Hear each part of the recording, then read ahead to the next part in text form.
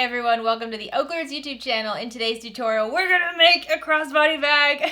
I know, another crossbody bag. We've been doing a lot of them lately, but this one is so professional with the most out of this world pockets. I don't know how these designers think of this, but just bear with me. You're gonna love this bag. Today, we're making the everyday crossbody companion, and this pattern comes to us from Kaur.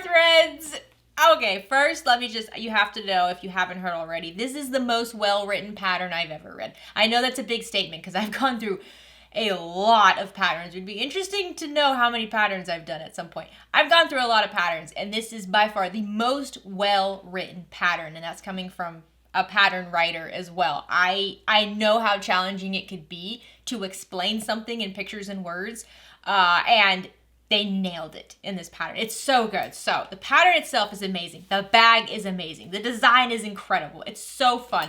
It is 95% very easy to make. I'm gonna tell you, about 95% of the work, as complicated as it is, totally fine. It's that last 5% that gets a little tricky, but I'm going to hold your hand through it. So let's go through this cutie patootie bag. First, it is a great everyday bag size. This is a purse and a wallet combo, which I love. We have this beautiful detailing on the front. There's a lot of instructions on quilting this front panel. I did kind of just like a very basic, just some 1-inch separated lines. In today's tutorial, I'm not gonna quilt it because I have a fun design and I just don't wanna take away from it. So you don't have to quilt it if you don't want to.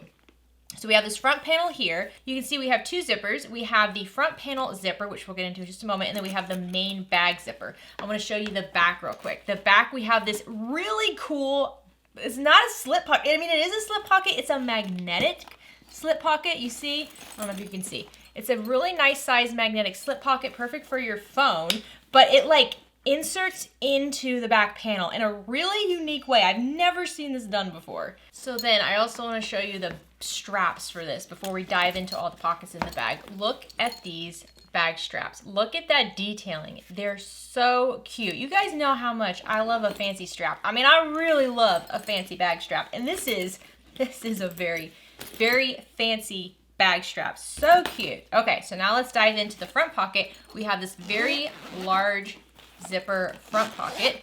It does have like a little accordion gusset on it, so it does not open all the way. I will say you could leave off the accordion gusset and have it so that it does open all the way. However, when you're wearing it, you can see on the flap here, we have a slip pocket and a coin pocket. If it opens up all the way, anything in that slip pocket is going to fall out. So that's just something to think about. You know, if you want to tweak this, you definitely can. If you want to remove the accordion sides, you definitely can. However, think about usability. On the other side, we have a slip pocket for your billfolds, and then I'm doing 6 card slot pockets. You have the option to do between 4 and 8. So I'm going to do 6 just to be in the middle. So you see, it is a wallet and purse combo. Oh my gosh, those pockets are so cool. Okay, so then we have our second main zipper, which is the main part of the bag. We're going to open that up, and you can see we have a nice big opening. We do have binding. We have a zipper on one side, and then we have a detailed slip pocket, a double slip pocket on the other side. It is the perfect everyday bag. It has pockets for everything. It can hold your wallet if you choose to just put your wallet in it. I mean, it's amazing. And then with the stabilizer, it is extremely sturdy. There's no stuffing in this. This is going to keep its shape no matter what you put in it because of the material, of the stabilizer, and also because of those tight curves. Those tight curves, as tricky as they can be to sew, they do make sure the bag stays the perfect shape at all times. So thank you so much to Kaur for allowing me to feature your pattern on the channel. I love this pattern so much. I've done one of their bags before and it was also incredible. I have every single one of their bags on my list currently. I'm very, very excited to add more of their bags to the tutorials on the channel. If there's one in particular you really want me to take a look at, make sure you leave a comment down below and I will check it out. If you're new to the OklaRoots YouTube channel, please consider clicking subscribe down below. If at any point you like this video, please give it a like. Any questions, comments, shout outs, anything at all, leave them down in the comment section. I'm gonna tell you this is not a quick make. For those of you who are like, oh, I'm gonna bust in and out on this in an hour. This is not a quick make. It's going to take a while. The video is long because there's a lot of steps and I really wanna walk you through all of them. I would say, yeah, confident beginner. If you have sewn curves before, you can sew this bag. If you've never sewn a curve before, I will tell you, in my opinion, the most challenging types of curves to sew on bags is when the actual zipper tape is part of the curve. That's me. This curve here, where we're sewing the back panel to the side panel here, not challenging. This curve here, where you're sewing a zipper, the actual zipper tape to this tight curve, challenging. That's my opinion. So if you've never done anything like a curve before, I would say maybe go try something with a little bit of curves first before you challenge yourself with this one. However, it's worth the work. I mean, if you put in the work, you're gonna really, really love the bag you end up with. So I'm very excited to go through this with you guys today. All right, let's get started. So we have a lot of stuff to go over. First, for the exterior, you're gonna need 1/4 of a yard of your exterior material, preferably like a vinyl or a cork, something more lightweight. I'm gonna mix that up into 3 different vinyls. In the first bag, I just kept it as 1 vinyl. For this one, we want a lot of color, so we're gonna make it kind of scrappy. You're gonna need 1 yard of lining material. The pattern does suggest quilt cotton that you then interface. I do not have the patience for that, so I'm gonna be using water-resistant canvas, and I'm gonna mix this up a little bit. Most of it's gonna be this fun print, and then for the card slots and some of the details, I'm gonna use this light pink color. Then you're gonna need at least 1 yard of woven interfacing, and this is gonna be if you're using quilt cotton for the lining. I am not using quilt cotton anywhere. However, I am using woven interfacing, and this is because 2 of the vinyls I'm working with have a stretch. This purple one, not so much, but this pink one here has a bit of a stretch to it, and it has a bit of a stick to it, which I already know is going to be difficult at my sewing machine. So I have seen some people suggest adding a woven interfacing to your exterior vinyl if your vinyl has stretch to it. I'm gonna give it a try. We'll report back. We'll find out if that actually helps or not. And then you're gonna need at least 1/4 yard of Decoville light. Now this is important because this is what's gonna give the bag that extra structure. You will not be sewing the Decoville light into the seams, so if you're worried about that, don't worry, this is not going in the seams. However, this is not a beginner bag. I want to emphasize that a lot, especially if you're using vinyl and things like that. I would definitely suggest you have a little bit of experience under your belt before you try this. All right, next, you're gonna need some webbing, at least 56 inches of this. This is going to be for your crossbody strap. This is gonna be 1.5 inches wide. Then I'm using a fold over elastic binding. The pattern does suggest you make your own binding. Handmade binding is very beautiful, but if you don't have patience like I don't, an elastic binding for projects like this is fantastic because it will go around those curves really nicely. So this is just a 1 inch wide fold over elastic binding. I would suggest you have about 3 yards of it. You probably don't need that much, but I always like to have a little bit of extra just in case I mess up or I need to scrap some of it. I usually prefer don't buy 1 yard of binding. Try to always go with like 3 to 5 yards of binding because you can always use it later. Next, we have 4 zippers. You're gonna have a 24-inch zipper, and this is going to be for the front pocket, so that really beautiful detail on the front.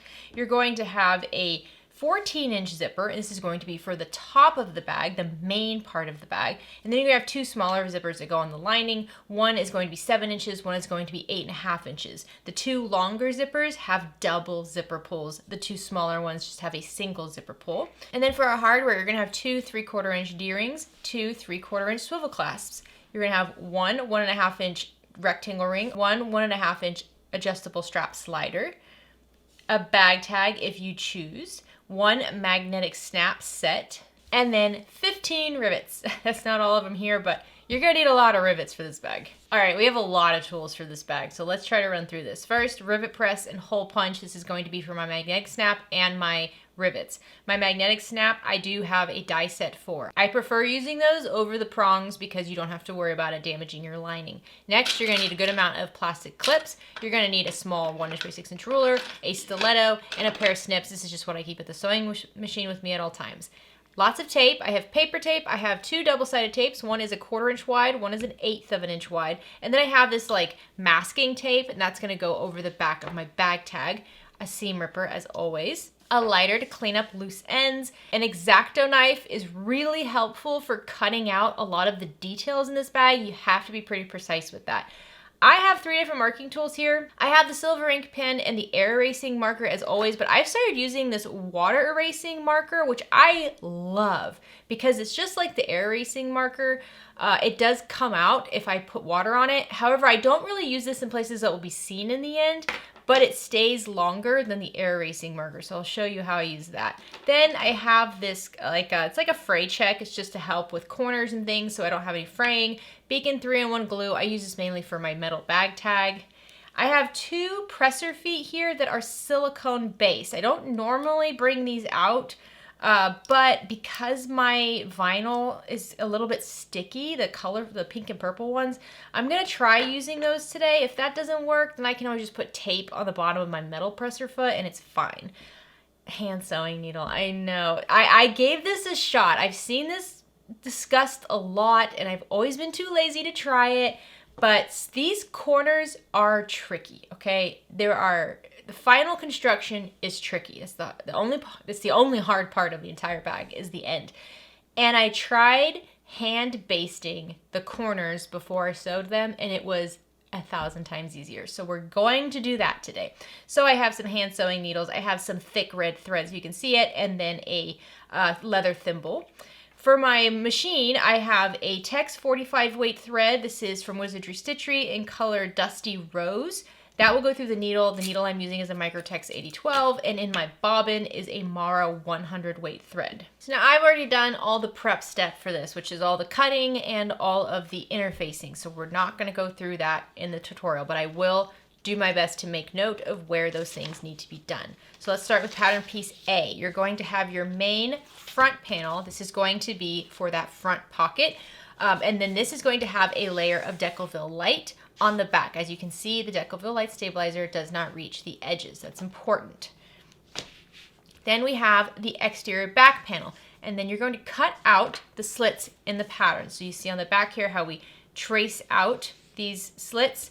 And then you're gonna cut, not the entire rectangle on this pattern piece, only the inner angles. The pattern goes over this very well. So you're just gonna cut that inner angle so you have a little slit like that. Your Decoville light is also going to be cut with a hole in it so that these slits don't have any heaviness because of the stabilizer. This is important. This is what's going to make it very easy to attach that back pocket. So make sure you prep that correctly.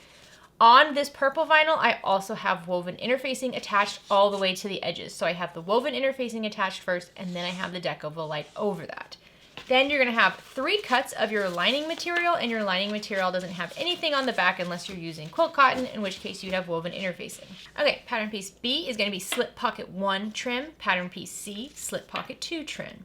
Pattern piece D is your zipper tab. This is going to be at the bottom of the bag at the front pocket. This just goes on the bottom for that zipper that goes all the way around that front pocket. You're gonna have 1 exterior and 1 lining piece. Pattern piece E is going to be the back slip pocket. I have my accent little vinyl for that, and then I have a cut of my lining material. This is also where you're going to be attaching your magnetic snap.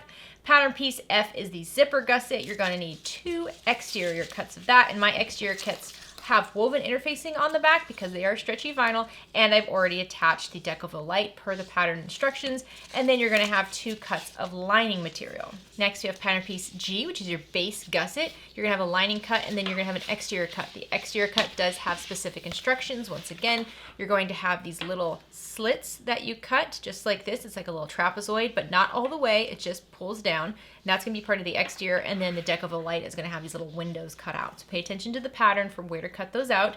I do have woven interfacing on the vinyl. Again, it's stretchy, and then I put the Decoville light over that. Pattern piece H is your D-ring connector. You're gonna need 2 cuts of this, and both of these have small cuts of Decoville light on the back of them. Pattern piece I is your strap connector. That's a fun little detail that goes on the end of the strap. You're gonna have 4 of those. 2 of those will have Decoville light running down the back of it. And then you're gonna have pattern piece J, which is your strap end. This just wraps around the edge of your webbing. Pattern piece K is slip pocket number 1. Pattern piece L is slip pocket number 2. These are both lining materials. Pattern piece M is your coin pocket lining. You're gonna have 2 cuts of your lining material for that.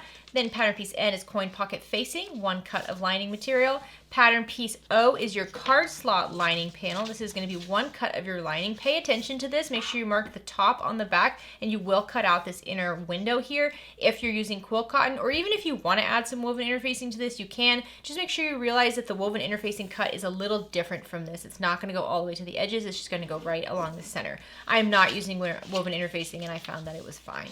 Pattern piece P is your cash slip pocket, so 1 cut of lining for that. Pattern piece Q is your card slot base, 1 cut of lining. You can see I'm mixing up the pink and the print here. Pattern piece R is your card slot panel, and how many of these depends on how many card slots you want. If you want 4 card slots, you're gonna cut 1. 6, you're gonna cut 2. 8, you're gonna cut 3. I'm gonna go with 6 today. I feel like middle's great. And on the back of these, you do have cuts of Decoville Light. Make sure you pay attention to the pattern on where that goes. Pattern piece S is your card slot panel B. You're gonna have 1 cut of lining. This does have a piece of Decoville Light. Pay attention to the pattern on where this goes. Make sure you also mark the top on all these card slot pockets. Anywhere you're putting a stabilizer like this on the lining, mark which side is the top. That will be important. Pattern piece T is your accordion side panel. You're gonna have 2 cuts of lining for this. This is gonna be the accordion on that front zipper pocket, that big feature pocket. It's going to be what prevents the pocket from flopping all the way down. Then we have pattern piece U. You're gonna have 2 cuts of this. This is the interior pocket lining. I believe this is for the zipper pocket on the inside of the bag. Then you're gonna have pattern piece V, interior pocket facing. And then you're gonna have 2 cuts of Decoville Light that we're saving for later. This is piece S6. We're going to attach this later on in the tutorial. So let's start with the D-ring connectors. Grab both of your vinyl cuts of D-ring. I do suggest that this is vinyl because we're not enclosing all the raw edges. On the back side, you're going to mark 2 midpoint lines running top to bottom height-wise, so the long sides, just right along the center of that Decoville Light. I'm using the air erasing marker for that. I'm gonna use some double-sided tape to help me with this. This is optional. You could just use clips if you'd like, but I'm gonna run some double-sided tape, the 1/4 inch double-sided tape, right over that line. And then I can remove the paper from the tape. And then I'm just gonna wrap the raw edges of the vinyl back, hugging it around the Decoville Light so that the raw edges meet that midpoint mark. I'm gonna do this for both sides. And you should find that you can completely enclose that stabilizer cut, just like that. And then when you look from the front, it's all nice and neat. So repeat this with the other D-ring tab. Once you have both of these taped back, you're gonna take them to the sewing machine and just top stitch along both long folded edges at 1/8 of an inch seam allowance. Okay, once your little strap connectors are top stitched, you can set them to the side. Now grab your 6-inch cut of webbing and your 1.5 inch wide rectangle ring, and on one of the short edges of your 6-inch cut of webbing, mark 1 inch up and just mark a line. I used an air erasing marker for that. And then we're just going to thread our webbing around the edge of our rectangle ring and bring those short edges together just like that. And so make sure you can see that 1 inch mark. And now we're gonna go to the sewing machine and we're just going to top stitch right over that 1 inch mark and along the raw edges on the sides and the bottom, just to hold the 2 ends of the strap together. So now grab one of your strap connectors and on the wrong side, from the short edge on the top here, mark 1 3/8 of an inch down and draw a horizontal line. Then grab some double-sided tape and we're gonna add some double-sided tape just right above it. And then a second one closer towards the top. It doesn't have to be right along the edge, just a little bit spread out like that. Then you can remove the paper from your tape and take your small strap here that has the rectangle ring and you're gonna lay it so that the raw edges of the strap are gonna meet up with that 1 3/8 inch mark and that there's the same distance on both sides of it. So you see it doesn't go all the way to the sides. So just center it like that so the long skinny bit is still hanging off the edge. You're just covering the top bit. Now we're gonna add another couple pieces of tape right over the webbing, pretty much in the same spot we put the tape that's underneath the webbing. And then grab another strap connector, and then the one you already taped on has the Decoville Light, the other strap connector does not. So it doesn't matter if you did the other one first, just make sure you have a combo here. One has Decoville Light, one does not. So then you can remove the paper from your double-sided tape, and you'll wanna put a third piece of double-sided tape down along the long bit of your strap connector that's already attached to your webbing. And then take your other strap connector and you're gonna lay it right side up, wrong side down. So these two are wrong sides together and just line up all the edges. Do your best to make sure that they're lined up on the top too. I know it's hard to see because of the webbing, but you're gonna have to top stitch this pretty close and you're going to need to make sure those are in the same spot. All right, now you can make either one of these the right side or the wrong side. The pattern's gonna say the second one that you attach without the Decoville Light is gonna be the right side, and then the other side is the wrong side. I mean, I gotta think about this because the right side is going to have the fold over like that. So the right side then would cover up my little design. So I might do that. I think I'm gonna keep the right side as the second one that I attached that does not have the Decoville Light, so that way on the other side you can still see this fun design. Just something to think about. So I'm gonna lay this so that the kind of more boring side is the right side. Okay, so now we're gonna go to the sewing machine and we're gonna start right here where it angles in. We're gonna start on one side where it angles in and we're gonna top stitch up around the bit that's covering the webbing all the way until you get to the other angled in. I'm gonna call those armpits, okay? Until you get to the other armpit, so from pit to pit. Keep the threads really long. Don't cut off the top and bobbin threads. Keep them very long at the beginning and the end. Do not sew this bottom rounded skinny bit yet.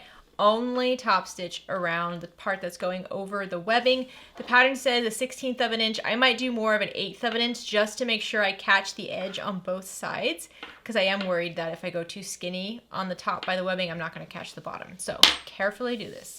Okay, once you have it stitched in place, I know the lighting is not great right now. I don't know why it's so bright.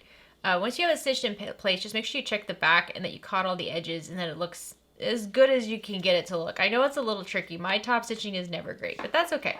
So now on the right side, so the top side, you're going to pull your top thread up so that the bobbin thread kind of pops up to the top. And then you can use a stiletto to pull that bobbin thread to the same side as your top thread.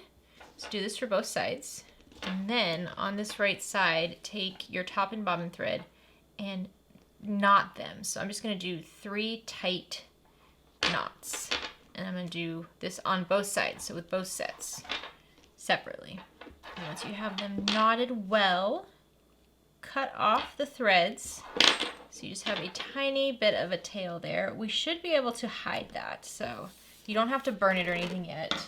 So now you're going to flip over your strap and you're going to top stitch on the bottom portion of this. And you know, like, if you didn't care about the bobbin and top thread, you could just do it all at once probably. Couldn't you? Yeah, I'm pretty sure if you didn't have different bobbin and top threads, you could just do all this at once and it wouldn't really matter. I mean, it's up to you.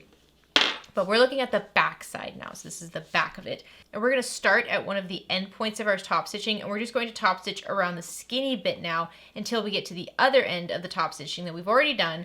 No back stitching, just keep the tails nice and long at the beginning and the end. So now flip your strap connector back over to the right side, which again is this side here that does not have the little print.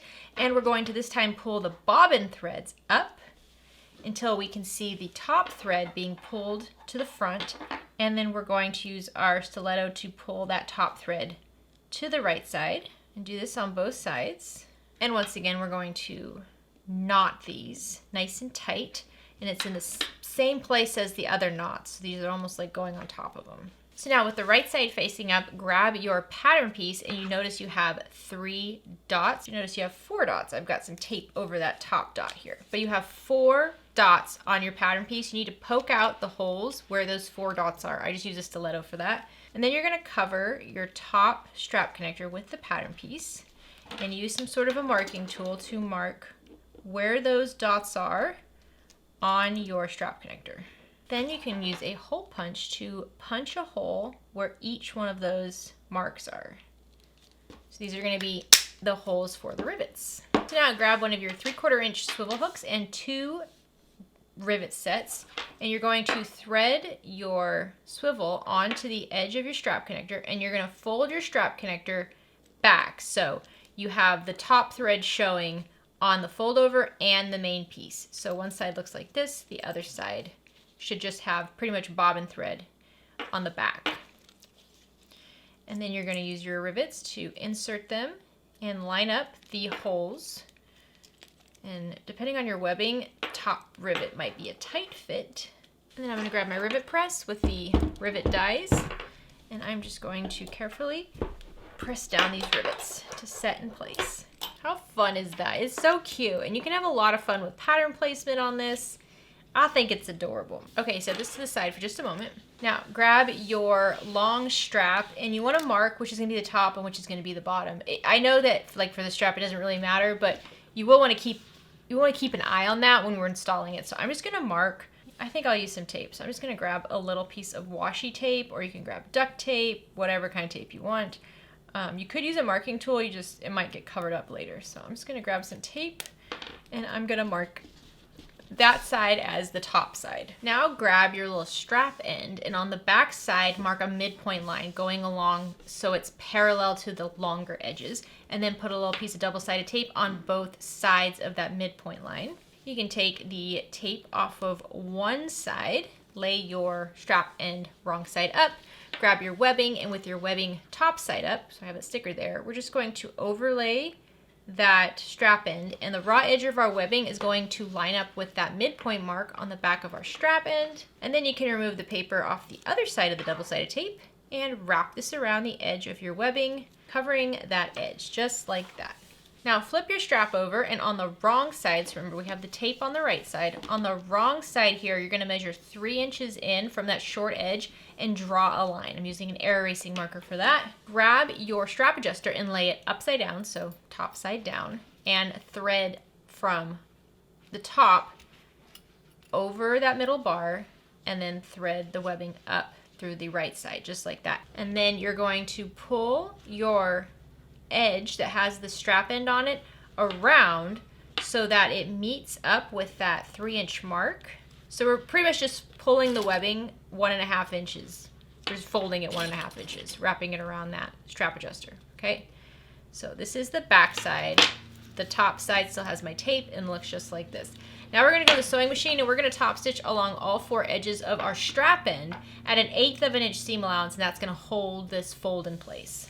All right, so once you have that top stitch, grab your small piece of webbing that already has the swivel attached and keep your longer piece of webbing wrong side up, so it's the side that has the fold over strap end.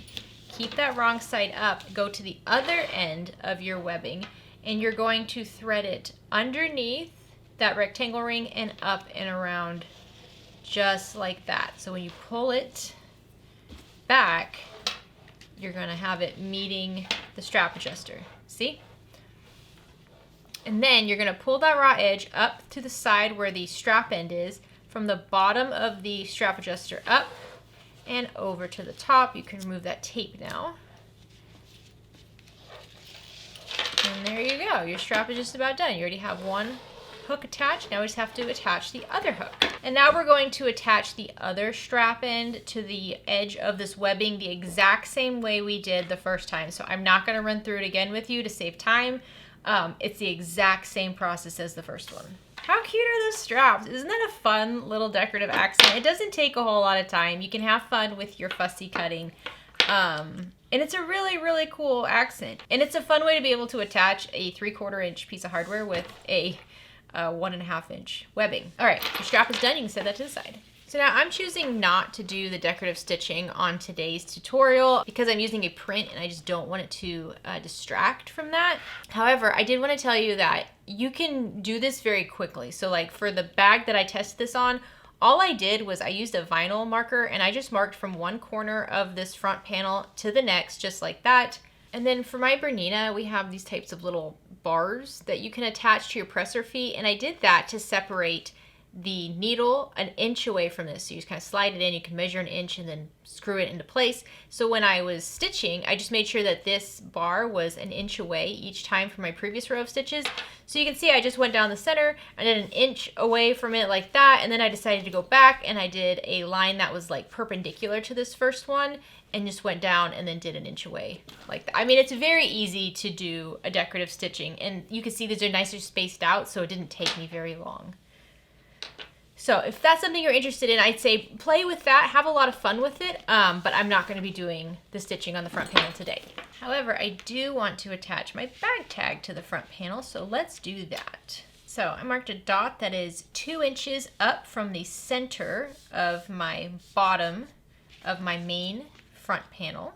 And then I'm going to grab my washer, and with any sort of metal bag tag, you always want to make sure you first test how the prongs line up with the washer, because it's not always centered. So like for mine, they're kind of off. They're not totally centered on the washer. There's like an extra bit. So always find the center of the washer based off of where the prongs go into it. And once you have that center, you can mark placement for your prongs just like that. And then I'm going to grab a seam ripper and very carefully rip right along those marks. And since this already has stabilizer on the back of it, I'm not adding any extra stabilizer from my bag tag. If I didn't have the Decovil, then I would add a scrap piece of stabilizer or even a scrap piece of vinyl or something before I attach this, just to keep it in place. And then another thing I like to do is add some glue to the back of my metal bag tag, because I have found that over time these can snag and come off, and this just helps keep it alive for longer. So once I have the glue on there, I'm just going to slide these into those slits I made and get it centered. That looks so cute, doesn't it? This is going to be such a cute bag. And then I'm just going to attach my washer on the back. I'm going to fold the prongs in on themselves, go back to the front, make sure it's just the way I want it. And then on the back, over those middle prongs, I'm going to grab my duct tape and I'm just going to cover the metal so it doesn't rub against the lining. And there we go. And that's all I'm going to do for the front panel. So now let's work on these little accordion sides. Flip these over so we're looking at the wrong side, and from each short edge, mark a line that is 1 inch parallel to that short edge. And then take the short edge and fold it back, wrong sides together, so it meets that 1 inch line. And give it a good press. You can iron it, you can double-sided tape it if you want. I find that just pressing it with my fingers for now is good enough. So do this for all 4 of them.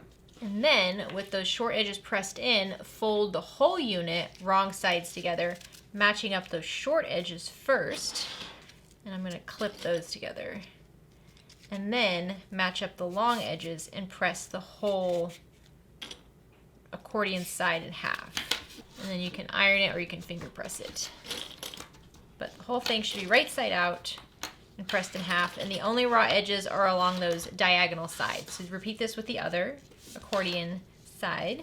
Now we're going to take both these to the sewing machine. We're going to top stitch along all the edges of each one of these at 1/8 of an inch seam allowance. I would start on one of the raw edge sides because those are not going to be seen in the end. Those will be sewn into the seam, but the folded edges on the top and the bottom will be seen. So top stitch around both of them.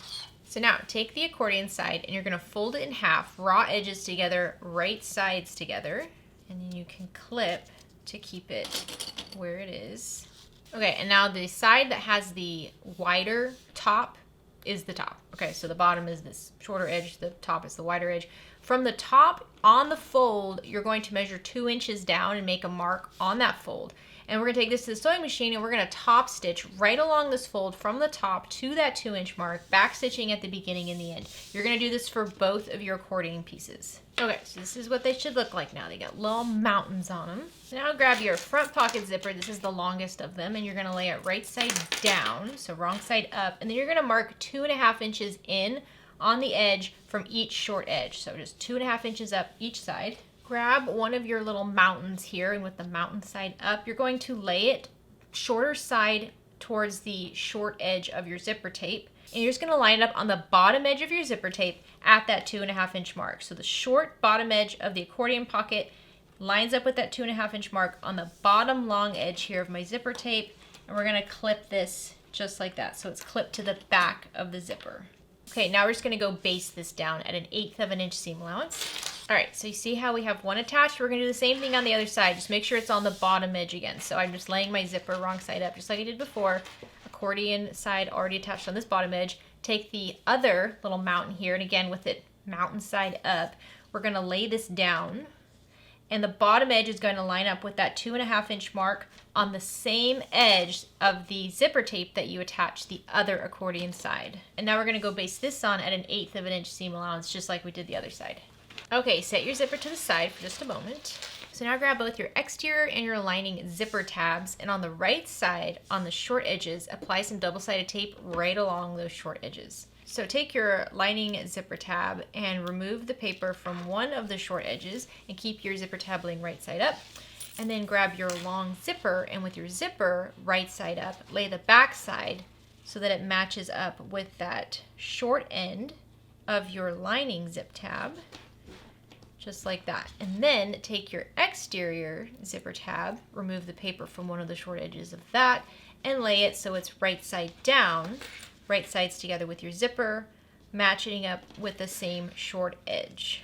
So you have your exterior and your lining zip tabs right sides together with the zipper sandwiched in between. Now you're going to go sew through all 3 of these layers at a 3/8 inch seam allowance, backstitch at the beginning and the end. Once you have these 3 pieces sewn together, you're going to flip the lining and exterior panels away, wrong sides together, and just tug it away from the zipper. And you can add a couple clips to hold it there. And then take this to the sewing machine and just top stitch right along the short edge on the seam on the exterior side at an 1/8 of an inch seam allowance. So now we want to repeat that with the other side. So what I'm going to do is I'm just going to remove the paper from the short edge of my exterior tab here. And I'm just going to pull this over so it's right sides together with the right side of my zipper tape and attach those edges. And then with them right sides together, I'm going to take the lining and just flip it up so it goes to the back of my zipper tape. And this might seem a little confusing, so what you can do is after you tape them, you can just add a couple clips right along that edge and then just kind of flip this out and make sure it's not tangled. So when you flip the lining, you should have something like this. Your zipper is out and then your exterior is out and everything is matched up where it should be. The accordion pieces are on the same side. You see what I mean? So just test it out before you sew it. But once you're good with it, you can go to the sewing machine and sew along the short edge at a 3/8 inch seam allowance, back stitching at the beginning and the end. So once you have that done, pull the lining and exterior panels wrong sides together. And I'm going to clip along all the edges for this. So I'm going to clip along the side where that seam is.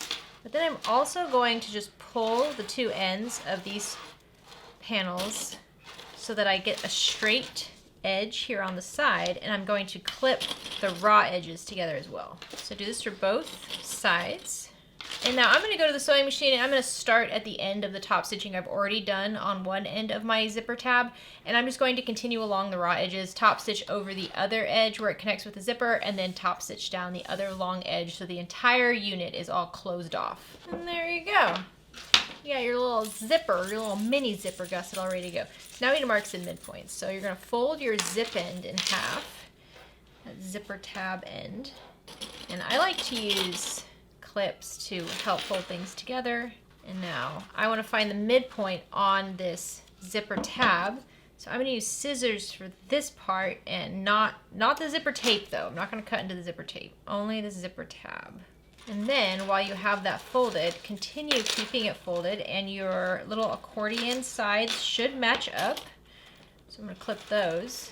And then I'm going to go all the way to the top of my zipper here. And now on the zipper tape, I need to mark the midpoint. And so I'm going to use that water erasing marker for that. Do this on both sides. And make sure you can see it from the front and the back, whatever marking tool you're using. You'll need to be able to see the midpoint for a while on both sides.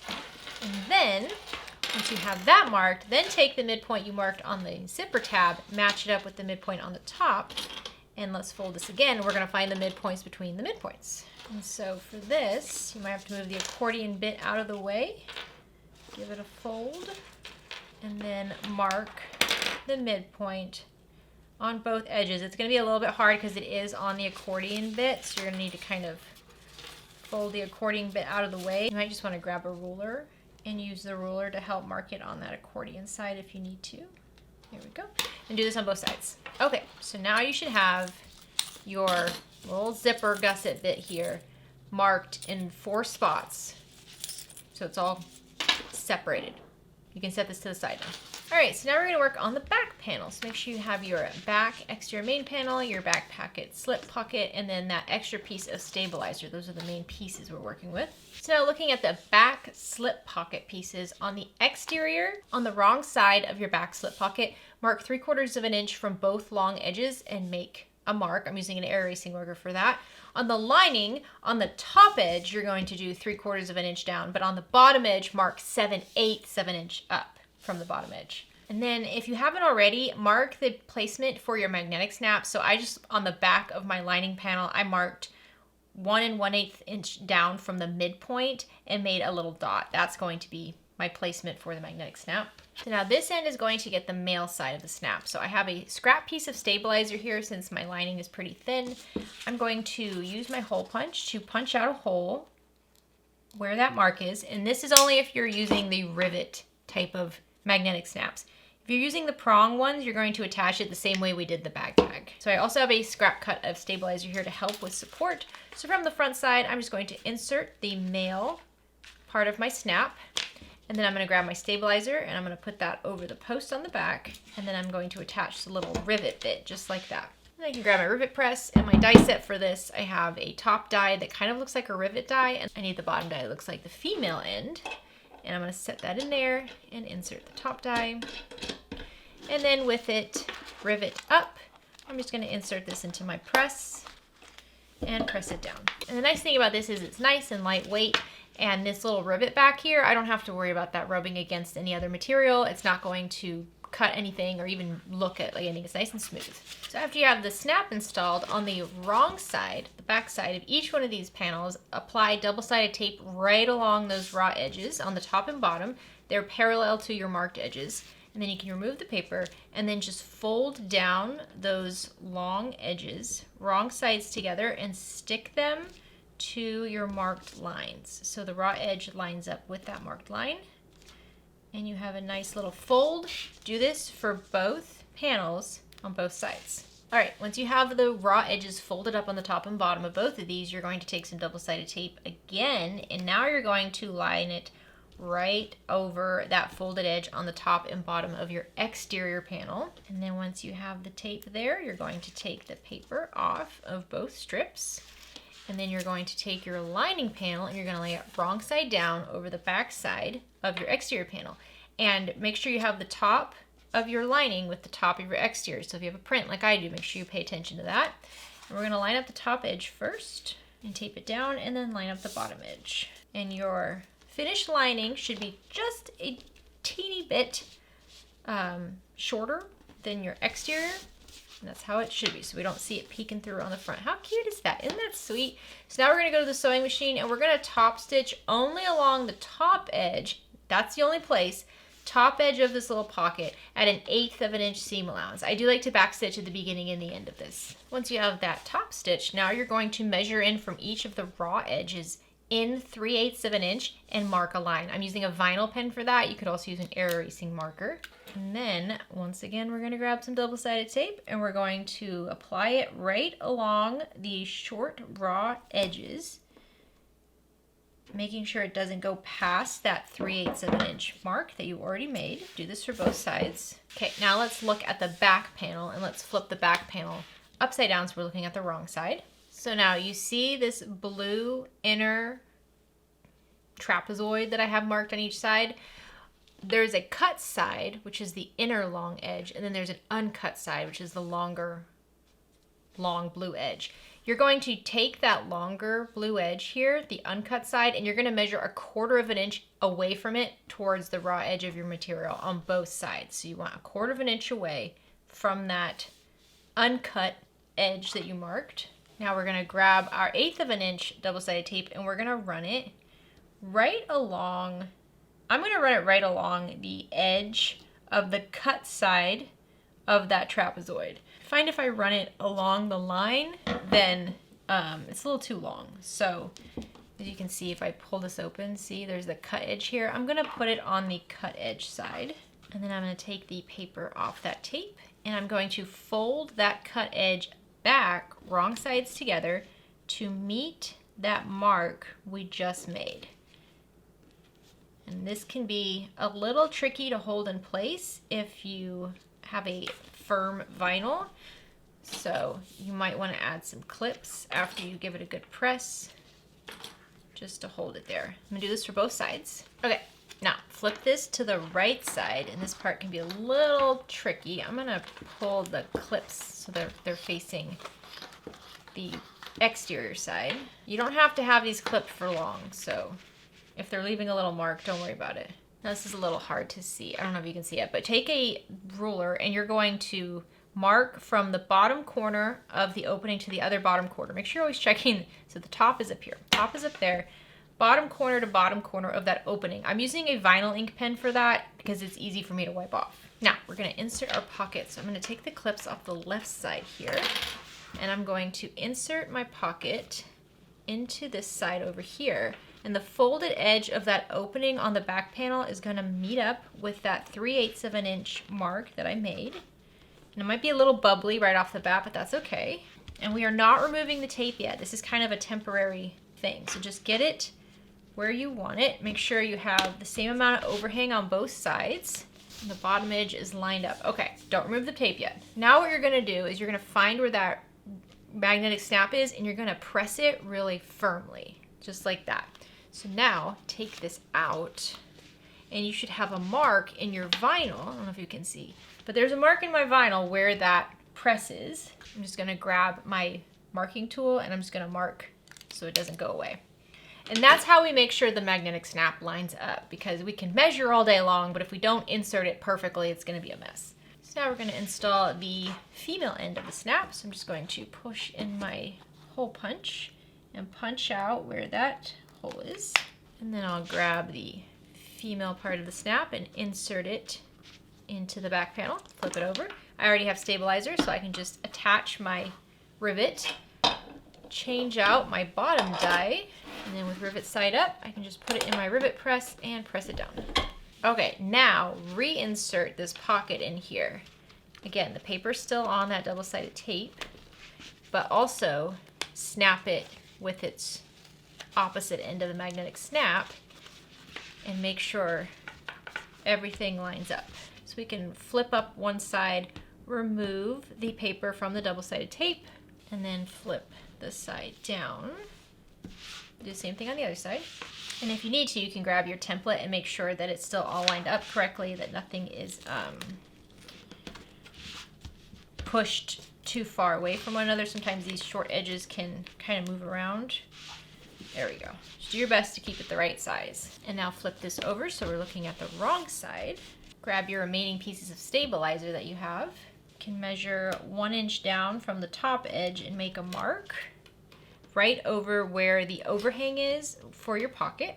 And then, I know this is fusible, but it's gonna be easier with double-sided tape because we're also gonna stitch it down. So I'm just gonna put some double-sided tape along my Decoville light cuts here. And I'm putting this on the glue side of the Decoville light. And then you can just take the paper off the tape and lay this over that bit of material that's sticking out on the backside and just line up the top edge of your stabilizer with that 1 inch mark. This just covers it up. It just makes it neater so you don't have this piece of material that can get, you know, folded and mushed up. It's just a really smart way to keep everything neat. So do this for both sides. Now flip this back to the right side of your exterior.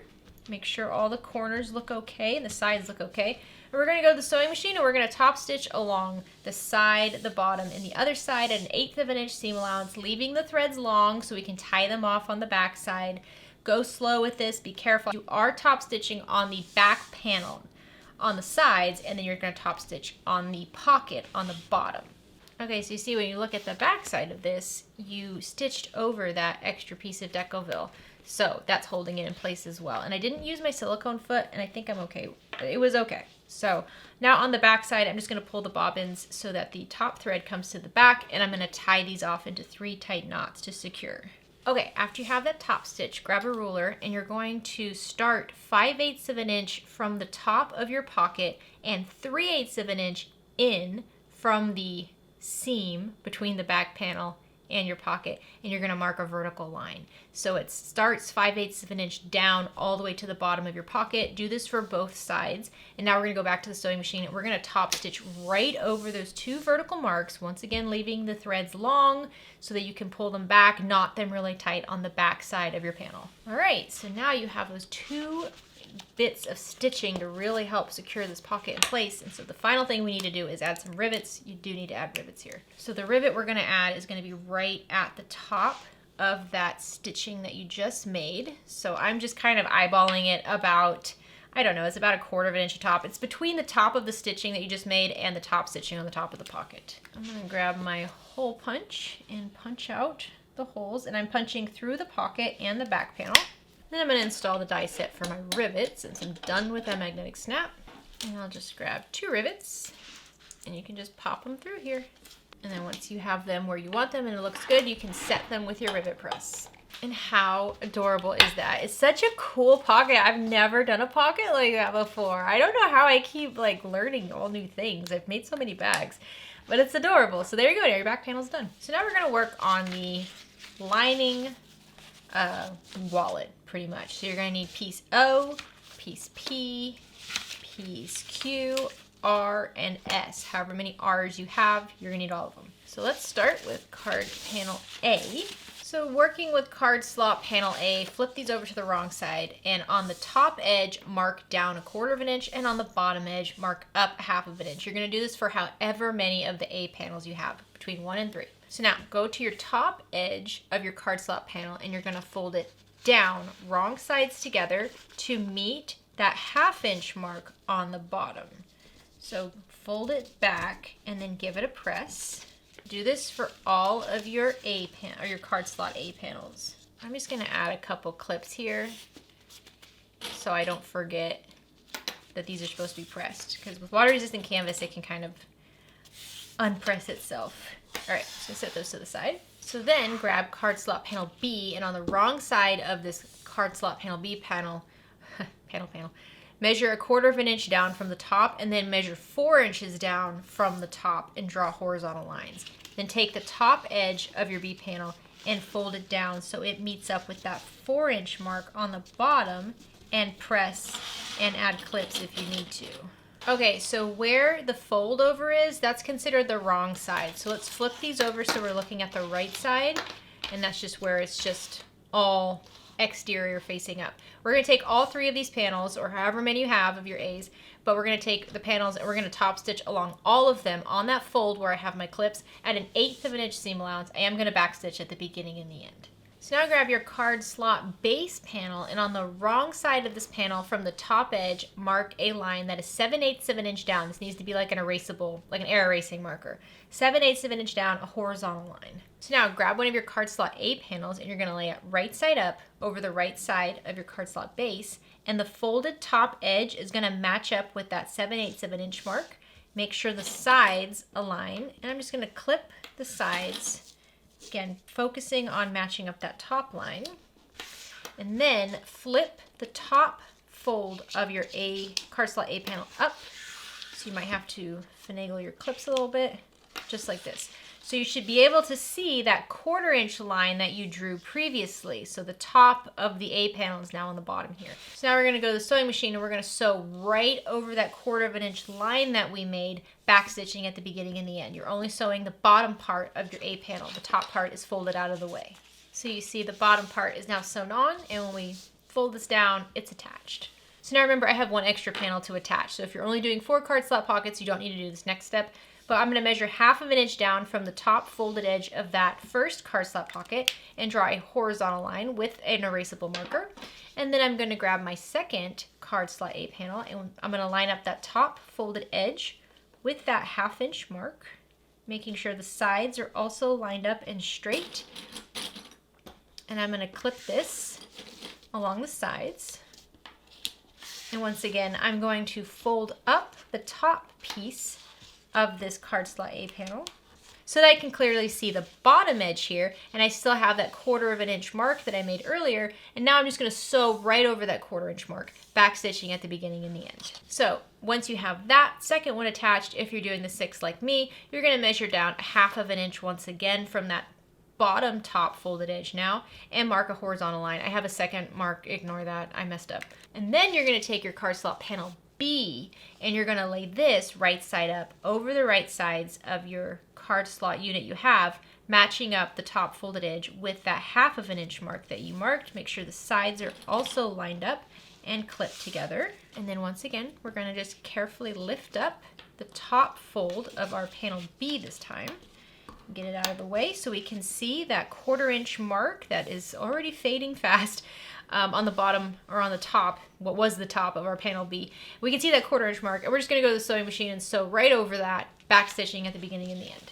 All right, once you have all your card slots attached and your B panels attached, you're going to lift up the bottom of the B panel, and you see where you have the raw edge of that B panel you just stitched down, and then you have this overhang underneath it. We're going to trim off that overhang. So this is the very bottom piece of material, not the top piece of material. So just trim that off. Okay, and then now we're going to take this to the sewing machine. We're going to baste along each side to hold all of these card slot panels together. All right, so now you're going to find the midpoints on the top and the bottom of this card slot panel, and you're going to use an erasing marker or some sort of erasable marker, and you're going to draw a vertical line going from the top card slot pocket all the way down until you can feel the bottom of the bottom card slot pocket. So it's like a little fold right there. Just draw a vertical line going from top to bottom, and now we'll take this to the sewing machine, and we're just gonna draw a little rectangle. You're gonna do a 1/16 of an inch top stitching on each side of this line, so you have like a little rectangle box that's 1/8 of an inch wide. Tie off the threads on the back when you're done. And there you go. Now you have 6 card slots. Isn't that fun? So cute. So now flip over this card slot piece, and on the top edge on the wrong side, mark a line that is horizontal and 3/4 of an inch down, and then just fold your top edge back to that 3/4 of an inch mark. I don't know if you need to use double-sided tape. We'll see. We'll see. But I'm just going to use clips for this, or you can use an iron and press it. Just be careful with water-resistant canvas, because for some reason it has a tendency to shrink when you iron it. I pre-iron it, but even then, I don't like to risk it. So I'm just going to use clips in my fingers. All right, set this to the side for a moment. Now grab your cash slip pocket, and on the right side, measure and mark 1 1/8 of an inch down from the top edge. Just draw a horizontal line. Now take the bottom edge of this panel and flip it up right sides together so that the bottom edge meets that marked line, and give it a good press. I'm just going to press with my fingers. So now with that bottom edge folded up, from that bottom wrong side edge, mark down 3/4 of an inch on the wrong side of the material, and then fold that top edge back down to meet that marked line. And again, I'm going to be using clips. So now I'm going to open this up a little bit. I have clips on the folds because I have a feeling I'm going to lose those folds. My water-resistant canvas right here doesn't keep a fold very well, so these will go away. Just ignore them for now. So I have my panel, my card slip panel flipped, so it's like the bottom edge with the 3/4 of an inch fold over up here is on top. And then I'm going to take my card slot pocket, and I remember I have that top edge folded down. I'm going to lay this wrong sides together with that cash slip pocket, matching up these top folded edges. And I'm just going to clip them together. All right, so just make sure the sides line up and the top edge is nice and clean. The folded edges are lined up. And we're going to take this to the sewing machine, and we're going to top stitch right along this top clipped edge at 1/8 of an inch seam allowance. I'm going to back stitch at the beginning and the end. Okay, so now the distance between the top edge of your card slot pocket and the top edge of your cash pocket, it should be 1.5 inches. So from this top edge of my white to the top edge of the pink, 1.5 inches. I'm just going to clip along the sides. Remember, I have these clips on the bottom here. I can now remove those. I just wanted to keep that fold there. And now I'm going to clip the sides together to make sure it's all held together neatly. And now we can baste along these sides to just hold this all together at 1/4 inch seam allowance. So now we're going to make some marks. From the top edge of your card slot unit here, you're going to measure 1/2 inch up and draw a horizontal line. Then using that horizontal line, measure 4 5/8 of an inch down from that horizontal line you already drew, and make another horizontal line here in the bottom. Then mark in 3/8 of an inch from each side, connecting those two horizontal lines. So now you have a box around your card slot unit. Now grab your card slot lining panel, and we're going to lay it wrong side up. And on the wrong side here, you're going to measure 1 inch away from that inner rectangle on all 4 edges and mark lines parallel to those lines that you cut out.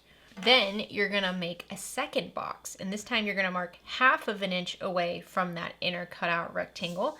I'm going to make this, the top side is up there. So now you have 2 boxes. One is 1 inch away from that inner rectangle, one is 1/2 inch away. So now grab a ruler, and you're going to draw a diagonal line from that 1/2 inch corner box to the corner of your cutout rectangle. So do this for all 4 corners. And then you're going to grab your scissors, and you're going to cut right along that diagonal. So it's going from the corner of the inner cutout window to the corner of the 1/2 inch rectangle around it. And especially if you're using quilt cotton, this is a good time to grab your fray check, and you want to just put it right in those corners because those will be exposed corners. So just dab it in there and let it dry. Next, you're going to add some double-sided tape along the raw edge of the inner rectangle. So you have these 4 flaps now. Add the double-sided tape right along that edge. And then, edge by edge, remove the paper from the tape, fold that raw inner edge back to meet the 1-inch mark, and press. This is how we create that finished window. So do this for all of the inner cutout edges of your lining panel. Okay, so this is what it looks like on the back, and here's what it looks like on the front. So flipping to the back again, we're going to grab our double-sided tape and we're going to apply this over the folded edges now. And I like to have it overhang the sides by just a little bit. It just kind of helps keep it in place, especially if you're using water-resistant canvas. I know it's a lot. It's a lot of steps. They're all a lot of steps, I know. Just go slow, you got this. So we have our double-sided tape applied. So now, before I take the paper off, I'm going to take my card slot unit here and lay it right side up. Then I'm going to take my window and make sure you know where the top is, the top edge up here. And we're going to lay it right side up. And we're just going to overlay it, and it should cover that box that you marked. So the sides, top and the bottom.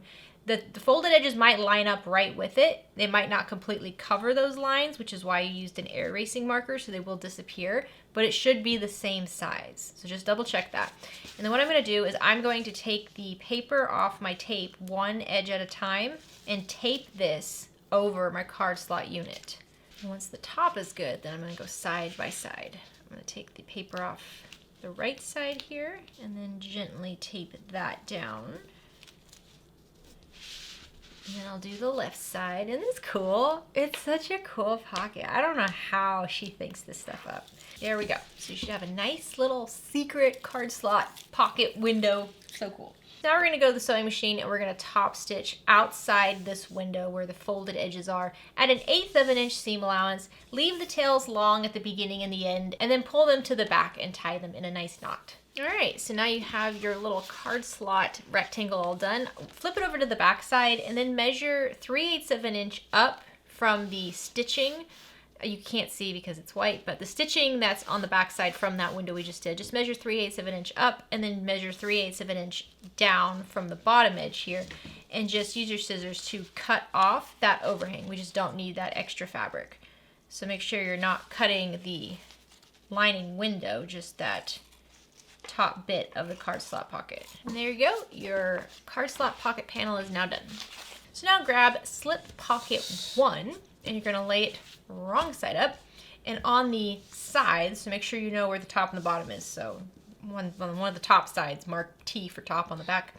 And on the sides, mark in 1 inch from each side and draw vertical lines, and then add some double-sided tape right along the edge of those sides. Then grab your coin pocket facing and lay it wrong side up, and on the back side you're going to measure 5/8 of an inch from each of the 4 edges and mark parallel lines to make an inner rectangle, and then just mark a center line going down that and triangles. This is a zipper pocket. If you haven't already, I suggest marking midpoints on the top edge of your slip pocket and also on the top edge of your facing. Lay your slip pocket right side up with the top on the top, and then lay your facing right side down, and we're going to line up the midpoint marks, and the facing is going to come down 3/8 of an inch from the top edge of your slip pocket. So I like to use some of this masking tape or just paper tape to hold this in place. And now we're gonna take this to the sewing machine and we're gonna sew along the 2 long edges of this inner rectangle. So not the short edges, just the long edges. I like to back stitch at the beginning and the end. Once you have that stitched, my marks are all erasing, but find that center line mark that you made and just seam rip along it, and you're ripping through the slip pocket and the facing. And then cut along that center line until you get to the edge of the triangles, and cut along the diagonals. You should have made pockets like this before. Like I said, this shouldn't be the first time you've done this. So I'm just gonna kind of go through it quickly. And then once you have the triangles cut and the center line cut, you're going to press the facing wrong side together with the lining panel. And you might find an iron is helpful for this, or you can just finger press it. You can also use tape if that's what works for you. I'm just gonna put this on top of there and set that to the side. So now you're gonna grab your 7-inch zipper tape and you're gonna apply some double-sided tape right along the edges I'm using 1/8 inch wide double-sided tape for this. Do this for both of the long sides. And then you can grab your lining pocket with the window, and pretty much what we're gonna do is we're just gonna plop it over that zipper just like this, but we're gonna use the tape to help us. So give it a test run, make sure that it extends over on each side, just like that. And I like to do this one at a time. I'm just gonna remove the paper from the top piece of tape. And if you made a mistake like I did, make sure the zipper is closing towards the left. So I'm gonna have to have both of them sticky now. My zipper was going the wrong way. I still always like to start with the top edge, so that's what I'm gonna do. So if you haven't already, you can then take the paper off the bottom piece of tape and just tape your window over your zipper. So make sure you have overhang on the sides. The zipper looks pretty straight in the middle. That's good. Okay, let's stick this on that again. Set that to the side. Now grab your 2 coin pocket lining panels and add some double-sided tape along the top edge on the right side of each of these panels. So now grab your lining panel that has the zipper. We haven't sewn anything yet. We're gonna flip this over so we're looking at the back of it. Grab one of your coin pocket lining panels with the tape, remove the paper from the tape, lay it right side down, tape side on the bottom, and line it up with the edge of your zipper tape, just like this. So make sure it's center. It should be lined up with the sides of the facing, but the long edge is taped to the bottom of the zipper. Flip this back over to the right side, and if you'd like, you can mark little lines that are 1/8 of an inch away from the short edges of your zipper window. I'm not going to.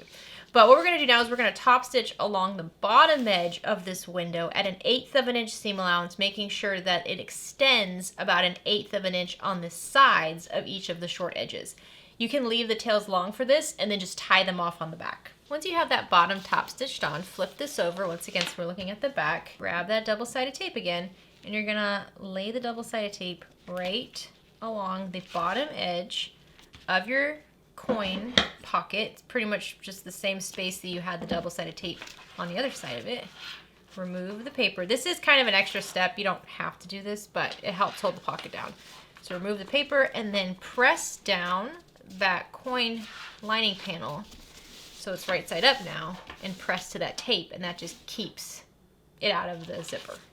Okay, so this is how it looks on the front. So we're gonna flip this over to the back once again. Grab your remaining coin pocket lining panel, take the paper off your double-sided tape, and then take this lining panel tape side down, right side down, and line it up with the top edge of your zipper, and make sure the sides are lining up with the lining panel you've already installed, and tape it in place. Now flip this over so we're looking at the right side, and now you're going to top stitch along the short edge where your top stitching started or ended, whichever. You're going to top stitch along the short edge, and then the top long edge, and then the other short edge, all at 1/8 of an inch seam allowance. Make sure you connect your stitching with the stitching you've done previously. Leave the threads long, tie them in a knot on the back. And there we go. It should look real cute on the front. Let's look at the back. On the back, you should notice that the bottom lining panel overhangs more than the top. So what we're going to do is we're just going to gently cut off that bottom coin lining panel so that they're the same size. Now let's clip along the raw edges of this coin pocket. And then we're going to flip this to the right side, and we're going to pull the lining panel out of the way so that we can sew along the side and the bottom of this coin pocket, closing it entirely. You can sew it all at 1/4 inch seam allowance. Just make sure you backstitch at the beginning and the end. All right, if you have a lot of zipper overhang, you can trim it down. I just have a tiny bit, so I'm just going to melt down the sides of that zipper so I don't have to deal with fraying. Now flip this over so you're looking at the wrong side. We're going to remove the paper from the double-sided tape that we have over on the sides of this lining panel, and we're going to fold that raw edge back to meet that 1 inch mark, and press and tape. So do this for both sides. Now fold the 2 short raw edges wrong sides together, and so it's the bottom coming up to the top now. And then clip along this top edge. And now take this to the sewing machine and baste along this top raw edge at 1/8 of an inch seam allowance. Once you have that basted, give it a good press on the bottom here so it's nice and flat. If you want to press it with an iron, you can. And it is a cute little pocket. I think it's adorable. Now grab your trim for slip pocket 1, and on the wrong side, draw a horizontal line going down the midpoint lengthwise, and then add some double-sided tape above and below that line. So 2 strips of double-sided tape. So what we're gonna do is we're gonna remove the paper off the bottom edge, and then we're gonna take our pocket and our zipper right side up. We're gonna lay this right over the trim and centered so the top raw edge of our pocket lines up with that midpoint line. And then you can take the paper off the top edge of your double-sided tape and wrap this around so it folds in half right over the top edge of our adorable little pocket here. So you want to make sure that the back and the front line up well, which is a little tricky. Once you have it taped in place, take it to the sewing machine and top stitch 1/8 of an inch away or 1/8 of an inch above the raw edge of your trim. I like to back stitch at the beginning and the end right at the sides of the pocket. Once you have that top stitch, flip it over and make sure you caught the back. That's the hardest part. It's kind of close in some of it, but it caught, so that's good. So now just trim off your overhang.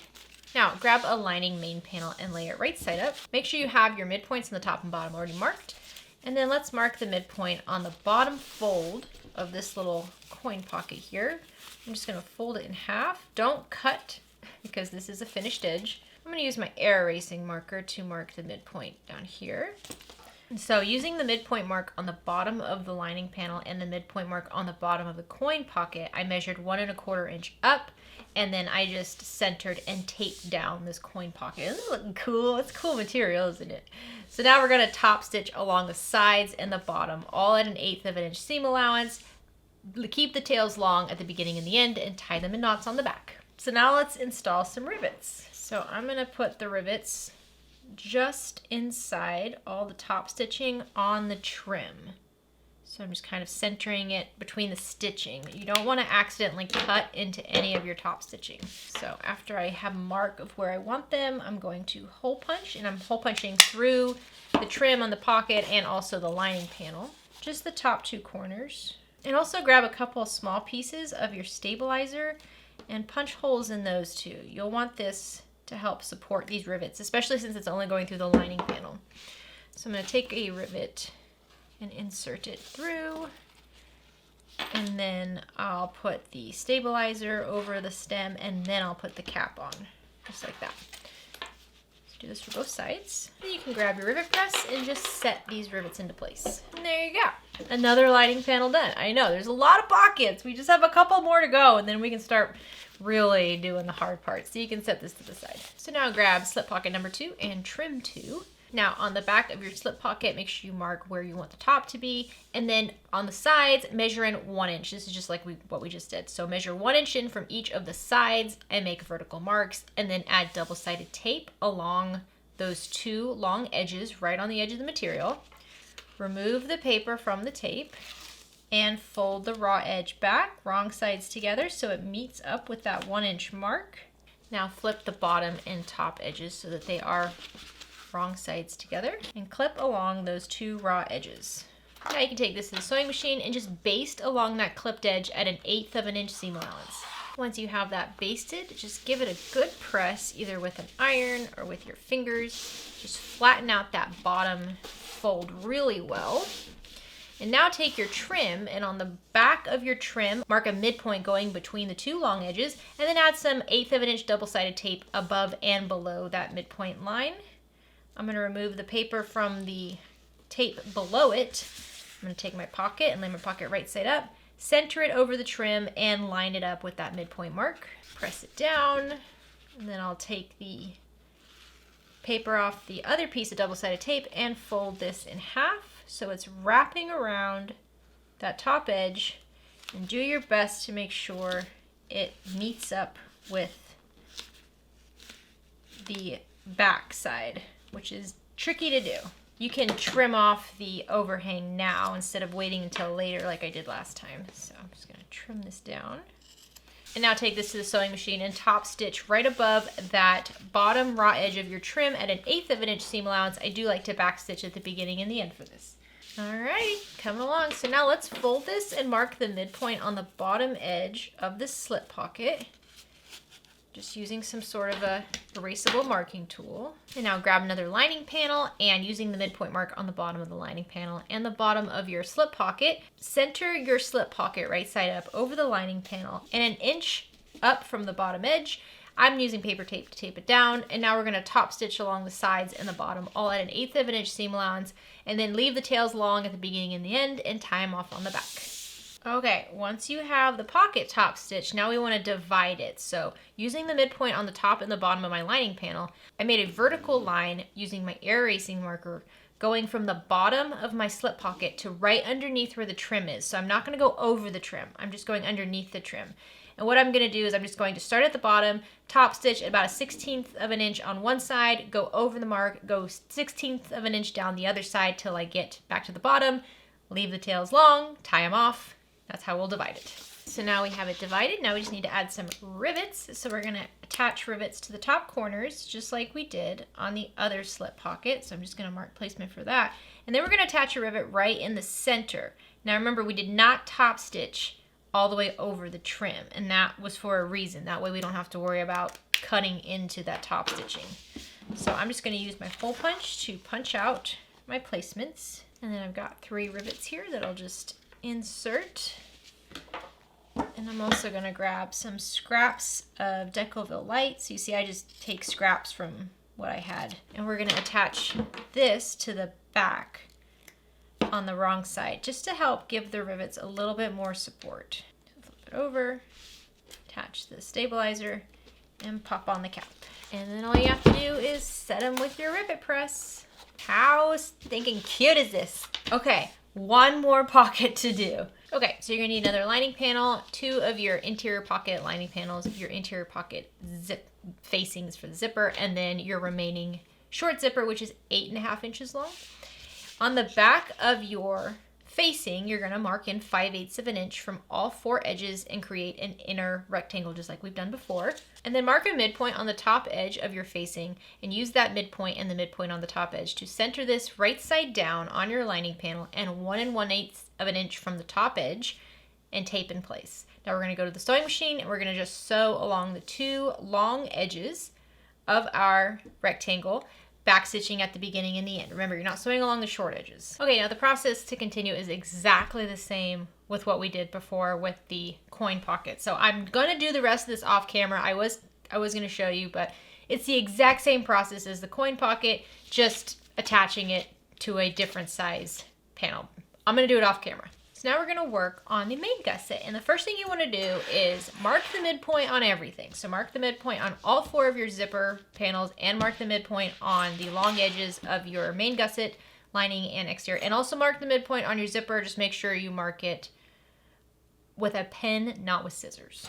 Okay, once you have your midpoints marked on all your pieces, you're gonna take your 4 zipper gussets and you're gonna lay them all right side up, and along one long edge on each one of these, you're going to apply 1/8 of an inch wide double-sided tape, only on one edge, okay? And that edge is going to be the edges that connect to the zipper. So if you have an exterior pattern placement idea, like if it has like pattern on the top, you know what I mean? Like it has a directional material and you want it to be a certain way, think about that now. These taped edges are going to be what is coming against the zipper. So take one of your exterior zipper gusset pieces and take the paper off the top, laying it right side up. Grab your zipper and lay your zipper right side down, matching up the midpoints first. And then just tape it along the edge on the top. And I know sometimes we don't use tape, we baste. Tape is more effective. It will help keep everything straight, more so than taking it to the machine and basting it. But I understand that using tape can be more expensive too. So if you have it, use it. If you don't, you can take this to the machine and just baste this zipper on at an 1/8 of an inch seam allowance. Now grab one of your lining zipper panels, take the paper off the tape, and then lay this one right side down over the back of your zipper, once again matching up the midpoint marks first. And this should be able to go edge to edge with the exterior. So I do midpoint and then corners, and then just smooth out the edge. Okay, once you have this taped in place, take this to the sewing machine and stitch along this edge at a 1/4 inch seam allowance, back stitching at the beginning and the end. Once you have that stitched in place, I like to press the lining first. I'm just gonna press with my fingers, And then I'm going to press the exterior back. Go. And now match up the midpoint marks on the raw edge of the exterior and just clip all of the edges wrong sides together. And this will help you keep it nice and flat when we go to top stitch. Okay, flatten out this panel really well and make sure it looks nice and neat next to the zipper. And now we're gonna go to the sewing machine and we're gonna top stitch along all the edges at 1/8 of an inch seam allowance. So 1/8 of an inch on the seam and then 1/8 of an inch from the edges, the raw edges. I like to start on one of the raw edge side and then just work my way around so my stitches start and stop on the raw edges. All right, that worked pretty well. The silicone foot works pretty well. It's still a bit of a struggle, honestly. It's just really sticky vinyl, but I'm not noticing the vinyl stretching at all. So I think the woven interfacing on stretchy vinyl is like, that's the secret. It's not stretching. Normally this vinyl would be kind of twisted right now because it would have stretched a bunch while I was pulling it along the presser foot, but it hasn't, so that's great. Okay, so now I have my remaining lining panel right side up. I removed the paper from the double-sided tape. I'm gonna take my zipper right side up and I'm going to match up the midpoint marks and lay my zipper wrong side down over that lining panel and just tape it into place. The lining panel should match up with the lining panel already installed. And then I'll grab the remaining exterior zipper panel, take the paper off of the tape, and lay it right side down, lining it up midpoint to midpoint and corner to corner. And now we can take this to the sewing machine and just stitch along this top taped edge at 1/4 inch seam allowance, back stitching at the beginning and the end. So I'm going to start on the lining side again. I'm just going to press right along that seam, and as always, if you want to use an iron, you can do that. And then I'm going to press along the top as well. And then bring these panels wrong sides together, matching up their midpoints first, and then match up corner to corner. And once again, we're going to top stitch along all 4 edges of that zipper panel at 1/8 of an inch seam allowance. Go slowly, use your zipper foot, start and stop on one of the raw edges. All right, there we go. We're making progress. So now if you have the zipper overhanging, let's trim that down so it's the same size as the zipper panel. And then always remember, if you cut a zipper, you must burn it or it will fray. So now go grab your 2 D-ring connectors. And here's what we're gonna do. Lay one of your D-ring connectors right side up. From the left short end, measure in 1 inch and mark a line. Keeping it as is, flip that D-ring wrong side up. Now from the right side, measure in 1 inch and mark a line. Okay? So it's opposite sides,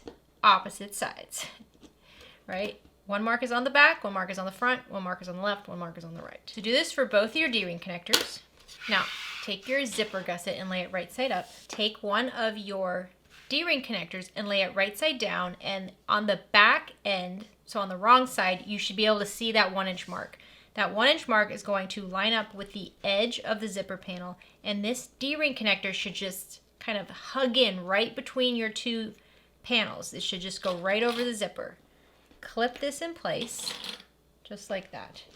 Repeat on the other side, D-ring right side down, 1 inch mark showing and matching up with the edge. So you only have 1 inch of overhang off the short sides, just like this. Now go to the sewing machine and baste these in place at 1/4 inch seam allowance. So now grab your main gusset, exterior and lining, and then add double-sided tape along both short edges on the right side. We're gonna put this all together now. So now let's start with the left side of our exterior gusset. So we have the exterior gusset right side up. We're gonna remove the tape from the left side over here. Then we're gonna take our zipper panel and we're gonna lay it right side down, matching up the short edges. Ignore the overhang of your D-ring connector. Just match it up edge to edge, just like that. And it should be the same size. Mine's a perfect fit. Could be a little different based on the width of your zipper tape, but it should be pretty close. So now we're gonna take our lining gusset and we're gonna take the paper off the tape on one short edge of the lining gusset, and we're gonna lay the lining right side down so it's right sides together with the lining on the zipper. And we're going to just tape that as well on that short end. If you have pattern orientation or directional print for your exterior, make sure it's the way you want it. So flip this out and make sure everything is the way you want it. Now we're going to go to the sewing machine and we're going to stitch along this short edge at a 3/8 inch seam allowance. Once you have it stitched in place, press the lining away from the zipper, flip it over, press the exterior away from the zipper. Make sure everything is the same. And then you can take this to the sewing machine and just top stitch along that base panel at an 1/8 inch seam allowance to hold the lining and exterior wrong sides together. I do like to back stitch at the beginning and the end of this. Okay, now we're gonna do the D-ring one at a time. So we're going to pull the lining away from the panel. So we're only looking at the exterior, and you should be able to push down that little trapezoid piece here. And when you do, you should see the bottom of your D-ring tab peeking through. So using some sort of an easy to erase marking tool like a silver ink pen on vinyl, you're going to measure 1/4 inch up from the top cut of this little opening. So from that short top cut, measure 1/4 inch up from that. And we're just going to top stitch right over that line. I'm going to leave the tails long and tie them off on the back side. Just make sure that your top stitching doesn't extend wider than your D-ring tab. So it should be the same width as the D-ring tab. Okay, remember, lining is still out of the way. So now grab one of your D-rings and thread it onto the D-ring tab, just like that, and then wrap the D-ring tab around it. Now, this is what's cool. This is going to insert into that little slit in your bottom gusset. So you're just going to slide that D-ring tab into that opening until you get to that mark on your D-ring tab, that 1 inch mark that we can see. Slide it until you get just past that, and that's going to hold it in place. Isn't that cool? It attaches from the zipper into the panel. I've never done that before. It's so cool. So now it says to place your finger on the connector, so you can flip this base panel up, and you should have that little fold over bit that's cut out from the base panel peeking through and over the edge of your D-ring connector here, and just keep it all together. I'm going to clip it, and we're going to take this to the sewing machine. We're going to sew right over this, right next to the fold, over that little flap of our base, through both layers of our D-ring connector, just securing it really well, backstitch at the beginning and the end. Now flip this over, and looking at the short raw end of the connector, trim it down to like 1/4 inch seam allowance or so. We just don't want that in the way, but keep the long edge of the connector where it is. Don't trim that down. So now let's flip this again. So we're looking at the right side of our exterior. If it's starting to get wrinkly and stuff, it's gonna get a lot wrinklier. So just leave it for now. We'll clean it all up later. So now grab a ruler, and you're gonna measure 3/8 inch up from this seam on the D-ring connector and 3/8 inch below that seam on the base panel, and mark a centered dot. Now grab yourself 2 rivets and take your hole punch, and you're gonna punch through all the layers. So on the bottom here, you're punching through the base and that longer overhang of your D-ring connector. And on the top part, you're punching through a lot. Everything, there you go. So then insert your rivet and just pop it in place. Again, remember, lining is not included in any of this. There we go. And this is what it looks like on the back. Then grab your rivet press and press these in place. And here's what it looks like on the front. Isn't that so cool? I think that's just such a clever way to do that. I don't know how people think of this stuff.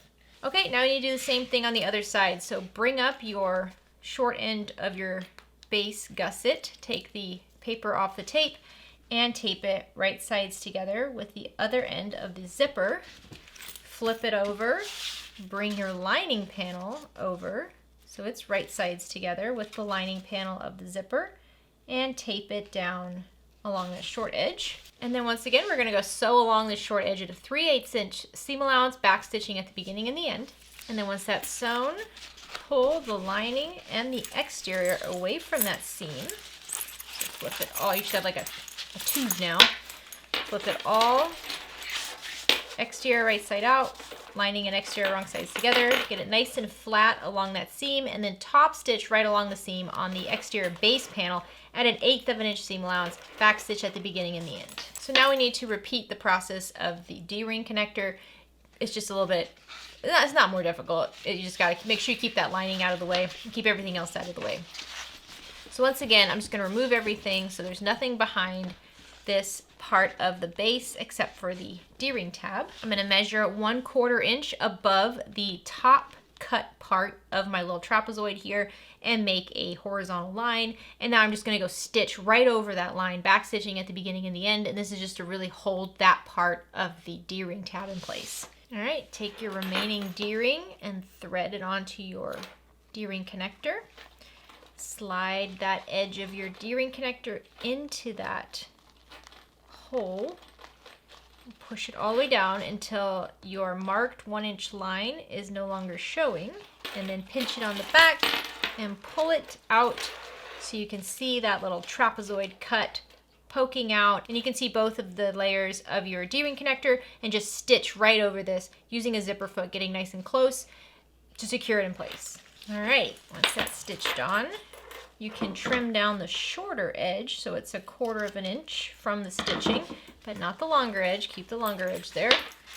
And then we're going to mark placement for our rivets. Once again, 3/8 of an inch above and below the seam and centered. And then just poke out the holes for those marks. And then just grab 2 rivets and insert the rivets. And then press in place. Once you have that done, how cute is that? Now we need to close off these raw edges. So find the midpoints on your lining and your exterior bottom parts of your gussets and clip those together first. It's going to feel like the lining is too big. It's not, it's just because of the curve. So if we straighten it out bit by bit, you see, it'll straighten out just fine. So just straighten out one section and clip the raw edges together. So do this for both long edges of your bottom gusset. So now let's take this to the sewing machine and baste along both of the long edges at 1/8 of an inch seam allowance. Take your time with this. Alrighty, your gusset is now ready to be attached to the bag. Before we continue, one last thing. Match up the midpoint marks on the top and the bottom. Let's clip these together. We need to find the midpoint marks. So we're just going to straighten this out and pinch. And I'm going to grab scissors and I'm going to cut into the seam. Not past the basting stitches, just enough so I can see it on both sides. These are our quarter marks.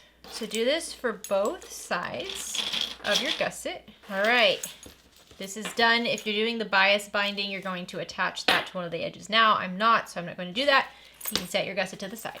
So now we're going to get started working on that front pocket. So to do that, you're going to need your front panel, your zipper for the front pocket, the lining panel with the card slots, and the lining panel that has the coin zipper pocket and the slip pocket. You're also going to want some clips, some thread, a hand sewing needle, and a thimble. Now, hand sewing the corners is completely optional, but I do highly recommend you doing it. I found it made it a lot easier to make this bag. So the first thing you want to do is grab your zipper for the front pocket, and you're going to lay it right side down, and you want to make sure the exterior part of the bottom of your zipper circle is going right sides together with the bottom of the front panel.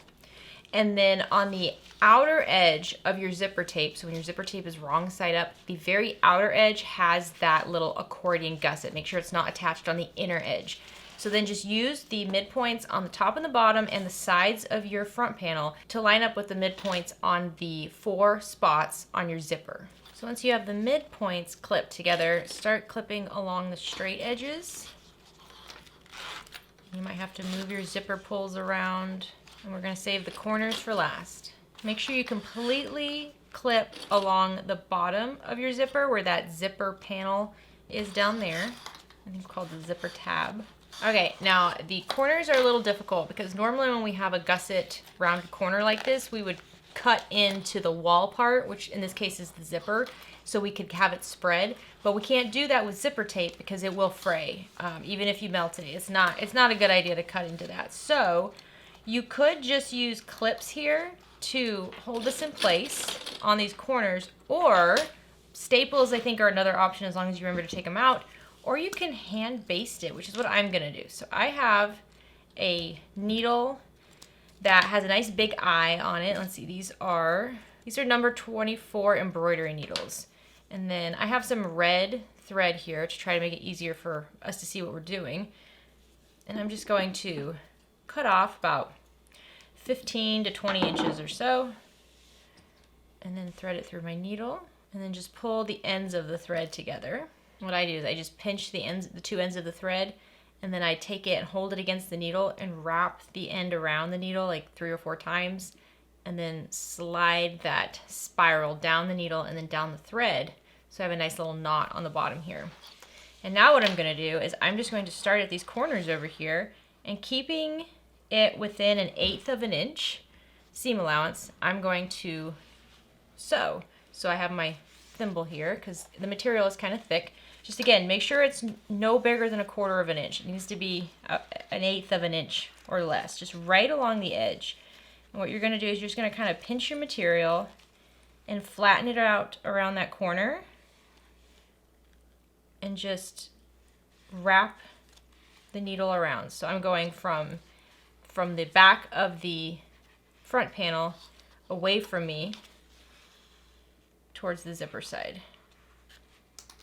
And it doesn't have to look pretty. It can be pretty sloppy. It can be pretty spaced out. It doesn't have to be really tight. You're just trying to hold this curve in place so you don't have to fight it at the sewing machine. So you see how I have those red stitches there? And I probably started too low down here. It doesn't need to be that low. It just needs to be right on that sharp corner, just to hold it in place. It is temporary. We can take these out later. So I'm going to repeat that with the other 3 corners, just holding the corners in place with those basting stitches. Okay, that takes a little bit of time, but I'm telling you, if you struggle with those corners at your sewing machine, it makes it a lot easier. So now we're going to take this to the sewing machine, and we're going to sew along the bottom edge here where our fabric is on our zipper tab at 1/4 inch seam allowance. And then everywhere there's zipper tape, we're going to baste at 1/8 of an inch seam allowance. So just remember that, 1/4 inch along the fabric zipper tab, 1/8 of an inch around the zipper tape. Use a stiletto and a zipper foot and take your time here. Once you have that basted on, grab your lining pocket that has the coin pocket on it and the slip, and we're going to flip it to the wrong side. Use a ruler and some sort of a marking tool to mark a line that is horizontal and 1/2 of an inch up from the bottom edge of this lining panel, and then fold your material back, raw edge, wrong sides together to meet that line, and just create a crease fold on this bottom. That's just what we need for now. We just need that fold there. So if you want to press it with an iron, you can, or you can just press it with your fingers. Now grab your front panel and unzip your zipper all the way. This is where it starts getting a little tricky. And then pull that zipper tape into the center. If you need to clip it in there so you don't accidentally sew it, you can do that. And fold the accordion pockets down as well so that they are pressed into the center. Okay, everything's nice and flat. Now we're going to take our lining panel that you folded on the bottom, and you're going to lay it right side down. Make sure bottom edge of lining is matching up with bottom edge of exterior. And then just line up the 4 midpoint marks first and clip those together. Once again, the zipper is sandwiched in between. The other end of the zipper tape is out of the way. Everything is nice and smooshed. And just clip around this edge all the way. It's going to be trickiest where your zipper pulls are. That's where it gets really tricky to clip. So when you get to the corners, they're not as difficult to clip together as it was the first time. The pattern suggests hand basting once again. I would say you could if you wanted to, or you could probably sew this on without too much difficulty. It's not as hard as other corners are now, because it is already kind of smushed down anyways. But hand basting will just make sure that none of this shifts while you're sewing. So it's up to you if you want to hand baste it or not. I think I'm going to leave it this time. If I end up having any issues, then I'll go back and I'll just hand baste it and try again. Just really smush down that zipper tape to get it as flat as possible.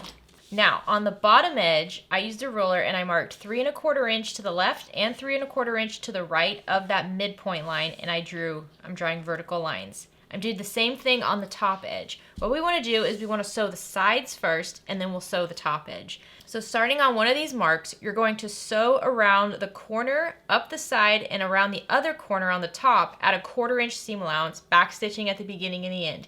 Do this for the other side as well. The reason we're leaving the opening on the bottom is because that's how we're going to turn it out in the end. And the opening on the top is there so if we want to move our zipper pull out of the way, we can. So I will tell you, it is very difficult to move these zipper pulls out of the way. So for example, this one down here, it's very challenging to move them out of the way. But if you need to adjust where your zipper pull is, use the opening on the top or the bottom to put your hand in, move the zipper pull out of the way, and continue sewing. Just be careful here, use a zipper foot and a stiletto, and take your time. So once you have the sides and the corners sewn, I like to take a look on the back and make sure none of my material is pleated or folded in on itself. It all looks pretty good.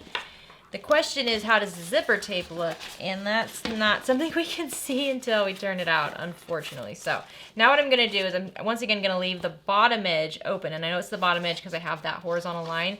But I am going to go to the sewing machine and I'm going to just close the top edge, just sewing from one stitch to the next at a 1/4 inch seam allowance, back stitching at the beginning and the end. Alrighty, once you have all that taken care of, you can grab a seam ripper and just gently pull out those basting stitches, or if you use staples, just pull out the staples. This should be pretty quick and easy to do.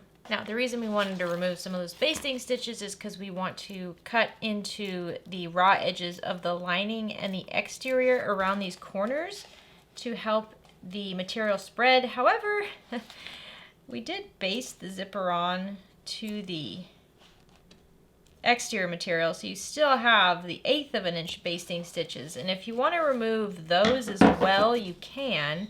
You just want to make sure you don't accidentally cut into or rip your zipper tape anywhere. So I would say these corners are not that big of a deal if you don't make the slits into them, but it does give it a much smoother finish if you can cut into these corners. So you see how I'm just removing the basting stitches at the corners, and I'm pulling the zipper tape away from the exterior, and then I'm just cutting into the exterior just a few snips so that the material can fold over itself when we turn this right side out and it doesn't get bulky.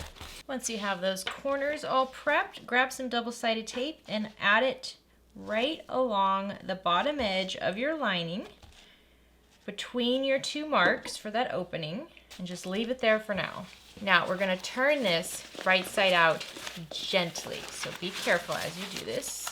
I like to grab a turning wand and use the wider end to get in there and gently push out the corners around the zipper. It's all looking really good though. Man, oh man. Make sure everything looks good and you're happy with it. You can still turn it back out. If you have some issues anywhere, you can turn it wrong side out once again and fix them. So take your time here. You didn't do all that work to just give up. You know what I mean? So I'm just going to give it a little test real quick. I'm going to pull in those flaps and I'm going to close the zipper. Yeah, that's looking so cute, isn't it? Look at that. It's so perfect. Oh my gosh. I'm telling you, hand basting those corners, it takes more time, but it does pay off. It looks really good. Now look at the opening in your lining and remove the paper backing from your double-sided tape, and then just refold along that crease you made earlier. So you might have to just look at the line again, but you want to refold this raw edge back.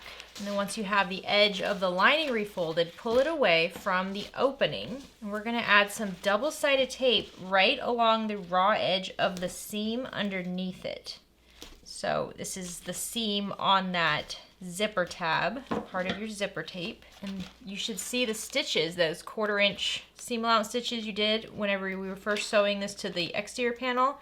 You should see those there. Remove the paper from the tape and pull the fold down so it covers those stitches. It should just go over them. So it goes just a little bit past the stitches. There we go. Smooth it all out so it looks nice and neat.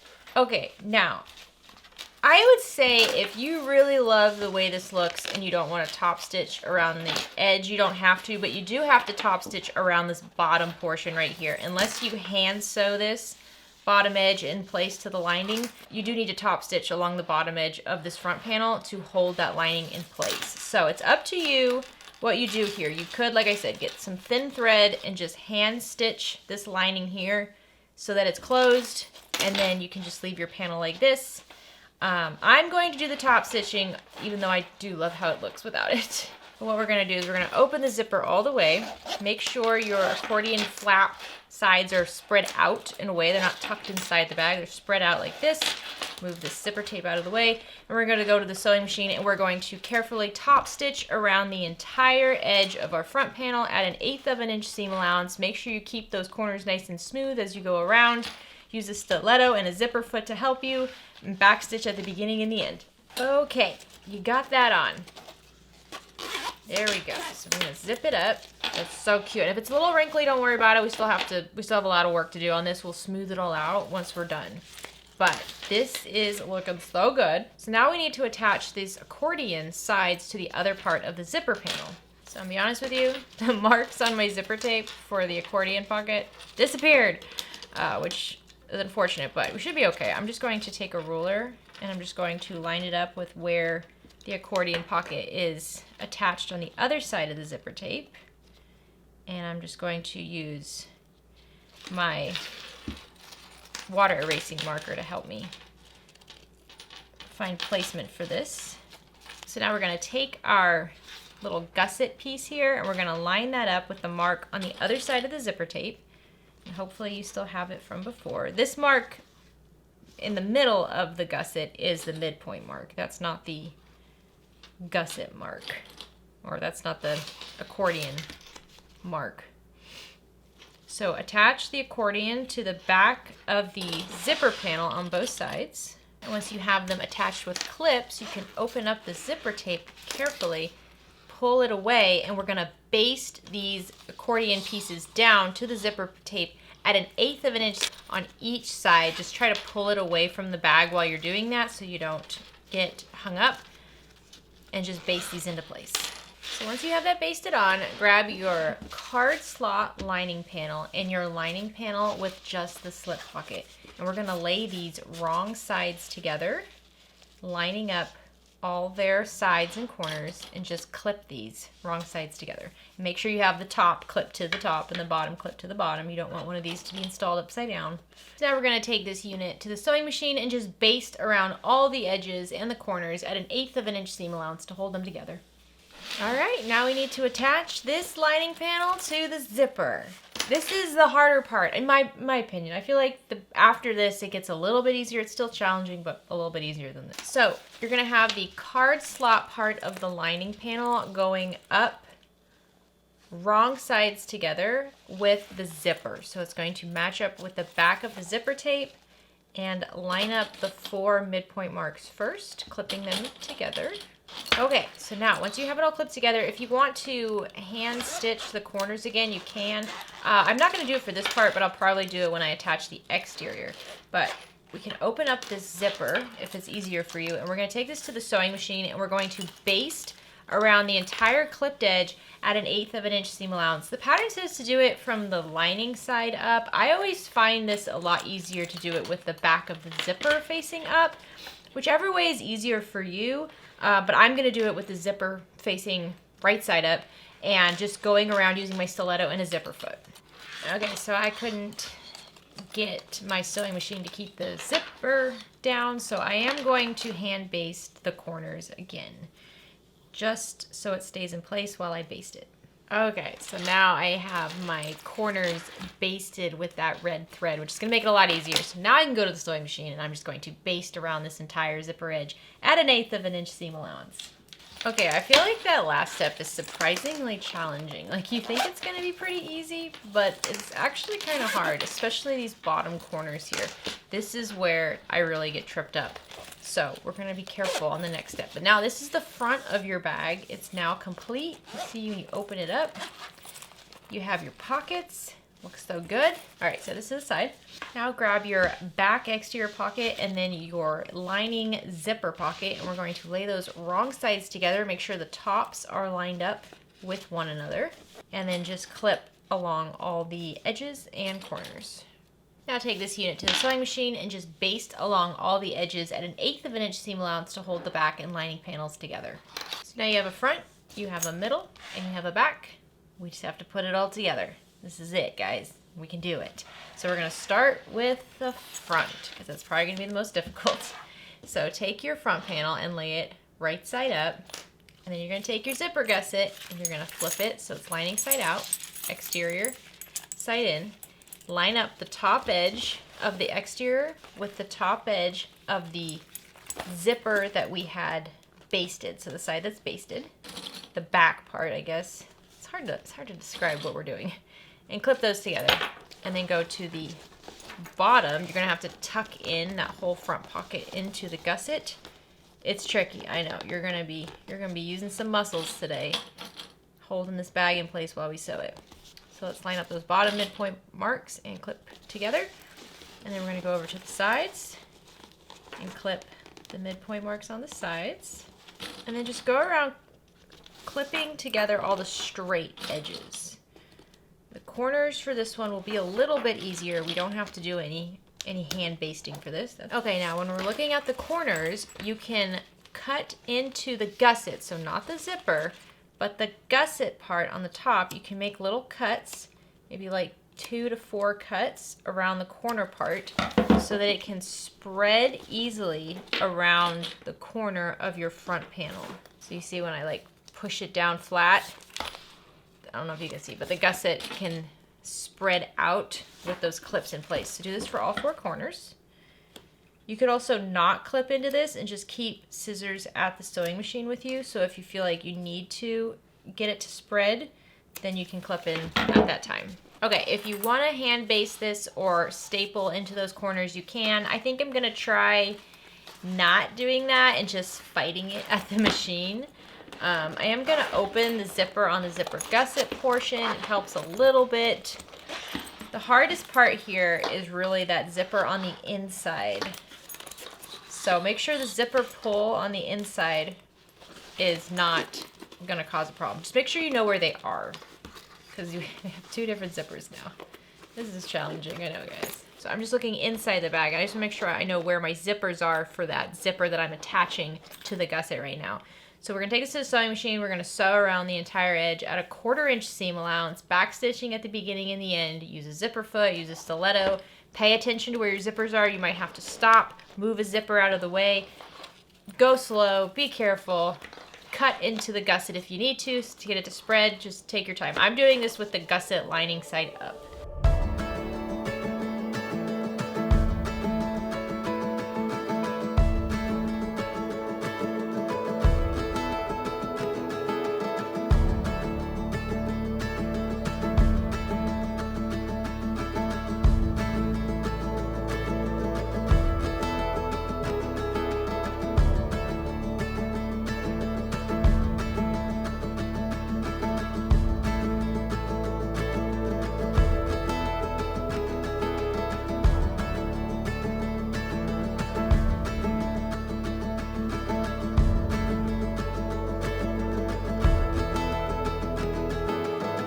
Okay, that was really, really hard. My left arm is killing me.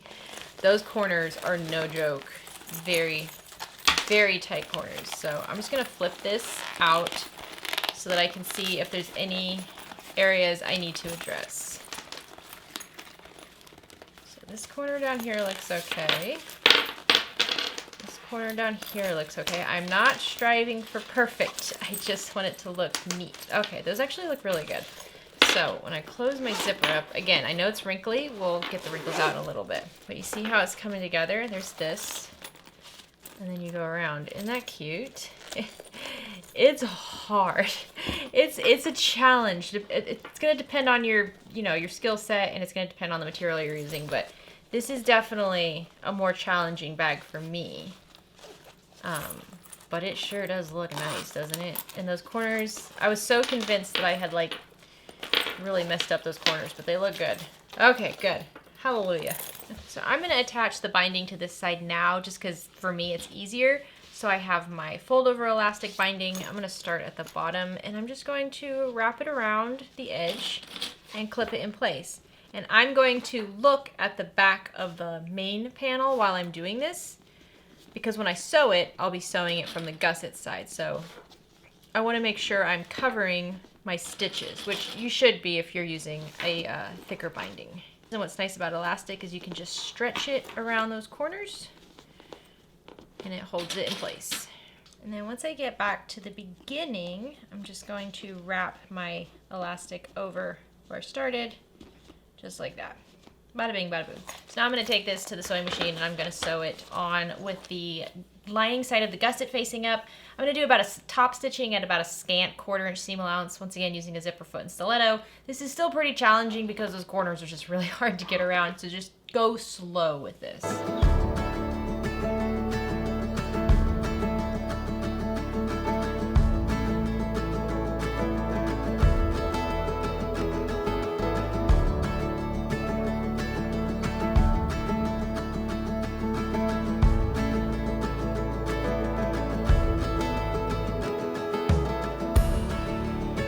Okay, make sure you check the back and the binding is caught everywhere. It's all the way around everything. Sometimes the binding goes off the edge a little bit. Just make sure it's attached. Okay, you can take a look from the front again just to make sure when you attach the binding you didn't mess anything up.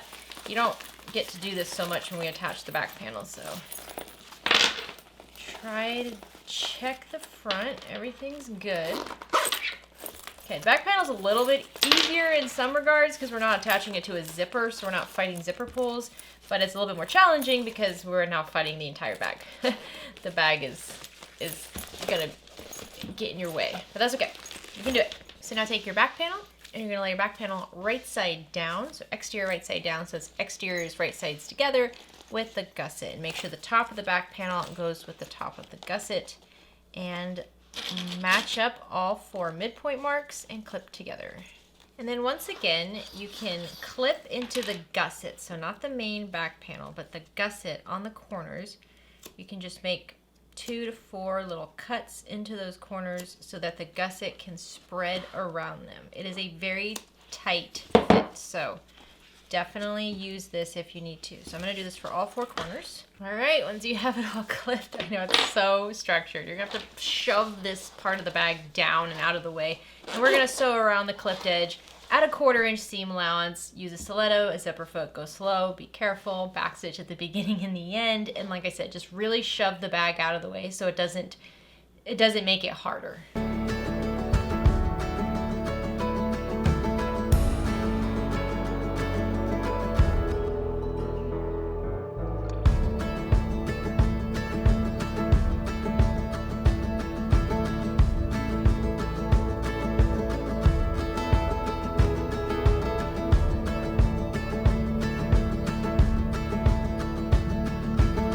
Okay, we did it. Now this one is harder to see if there's any issues. So what I do is I just actually run my finger along the seam on the inside, and you can feel if there's a pleat anywhere. So I'm just running it along. You could also see it really on the material, but everything looks good. So I'm gonna say we're good, and we're just gonna attach that binding. So once again, I'm gonna grab my elastic binding, and I'm just going to fold it and wrap it around the seam. All right, once you have the binding wrapped around that seam, and just check and make sure it's all lined up and it covers everything. And we're gonna take this back to the sewing machine, and I'm just gonna top stitch this binding on at a scant 1/4 inch seam allowance, once again pushing the finished edge of the bag out of the way, back stitch at the beginning and the end, use a stiletto and go slow.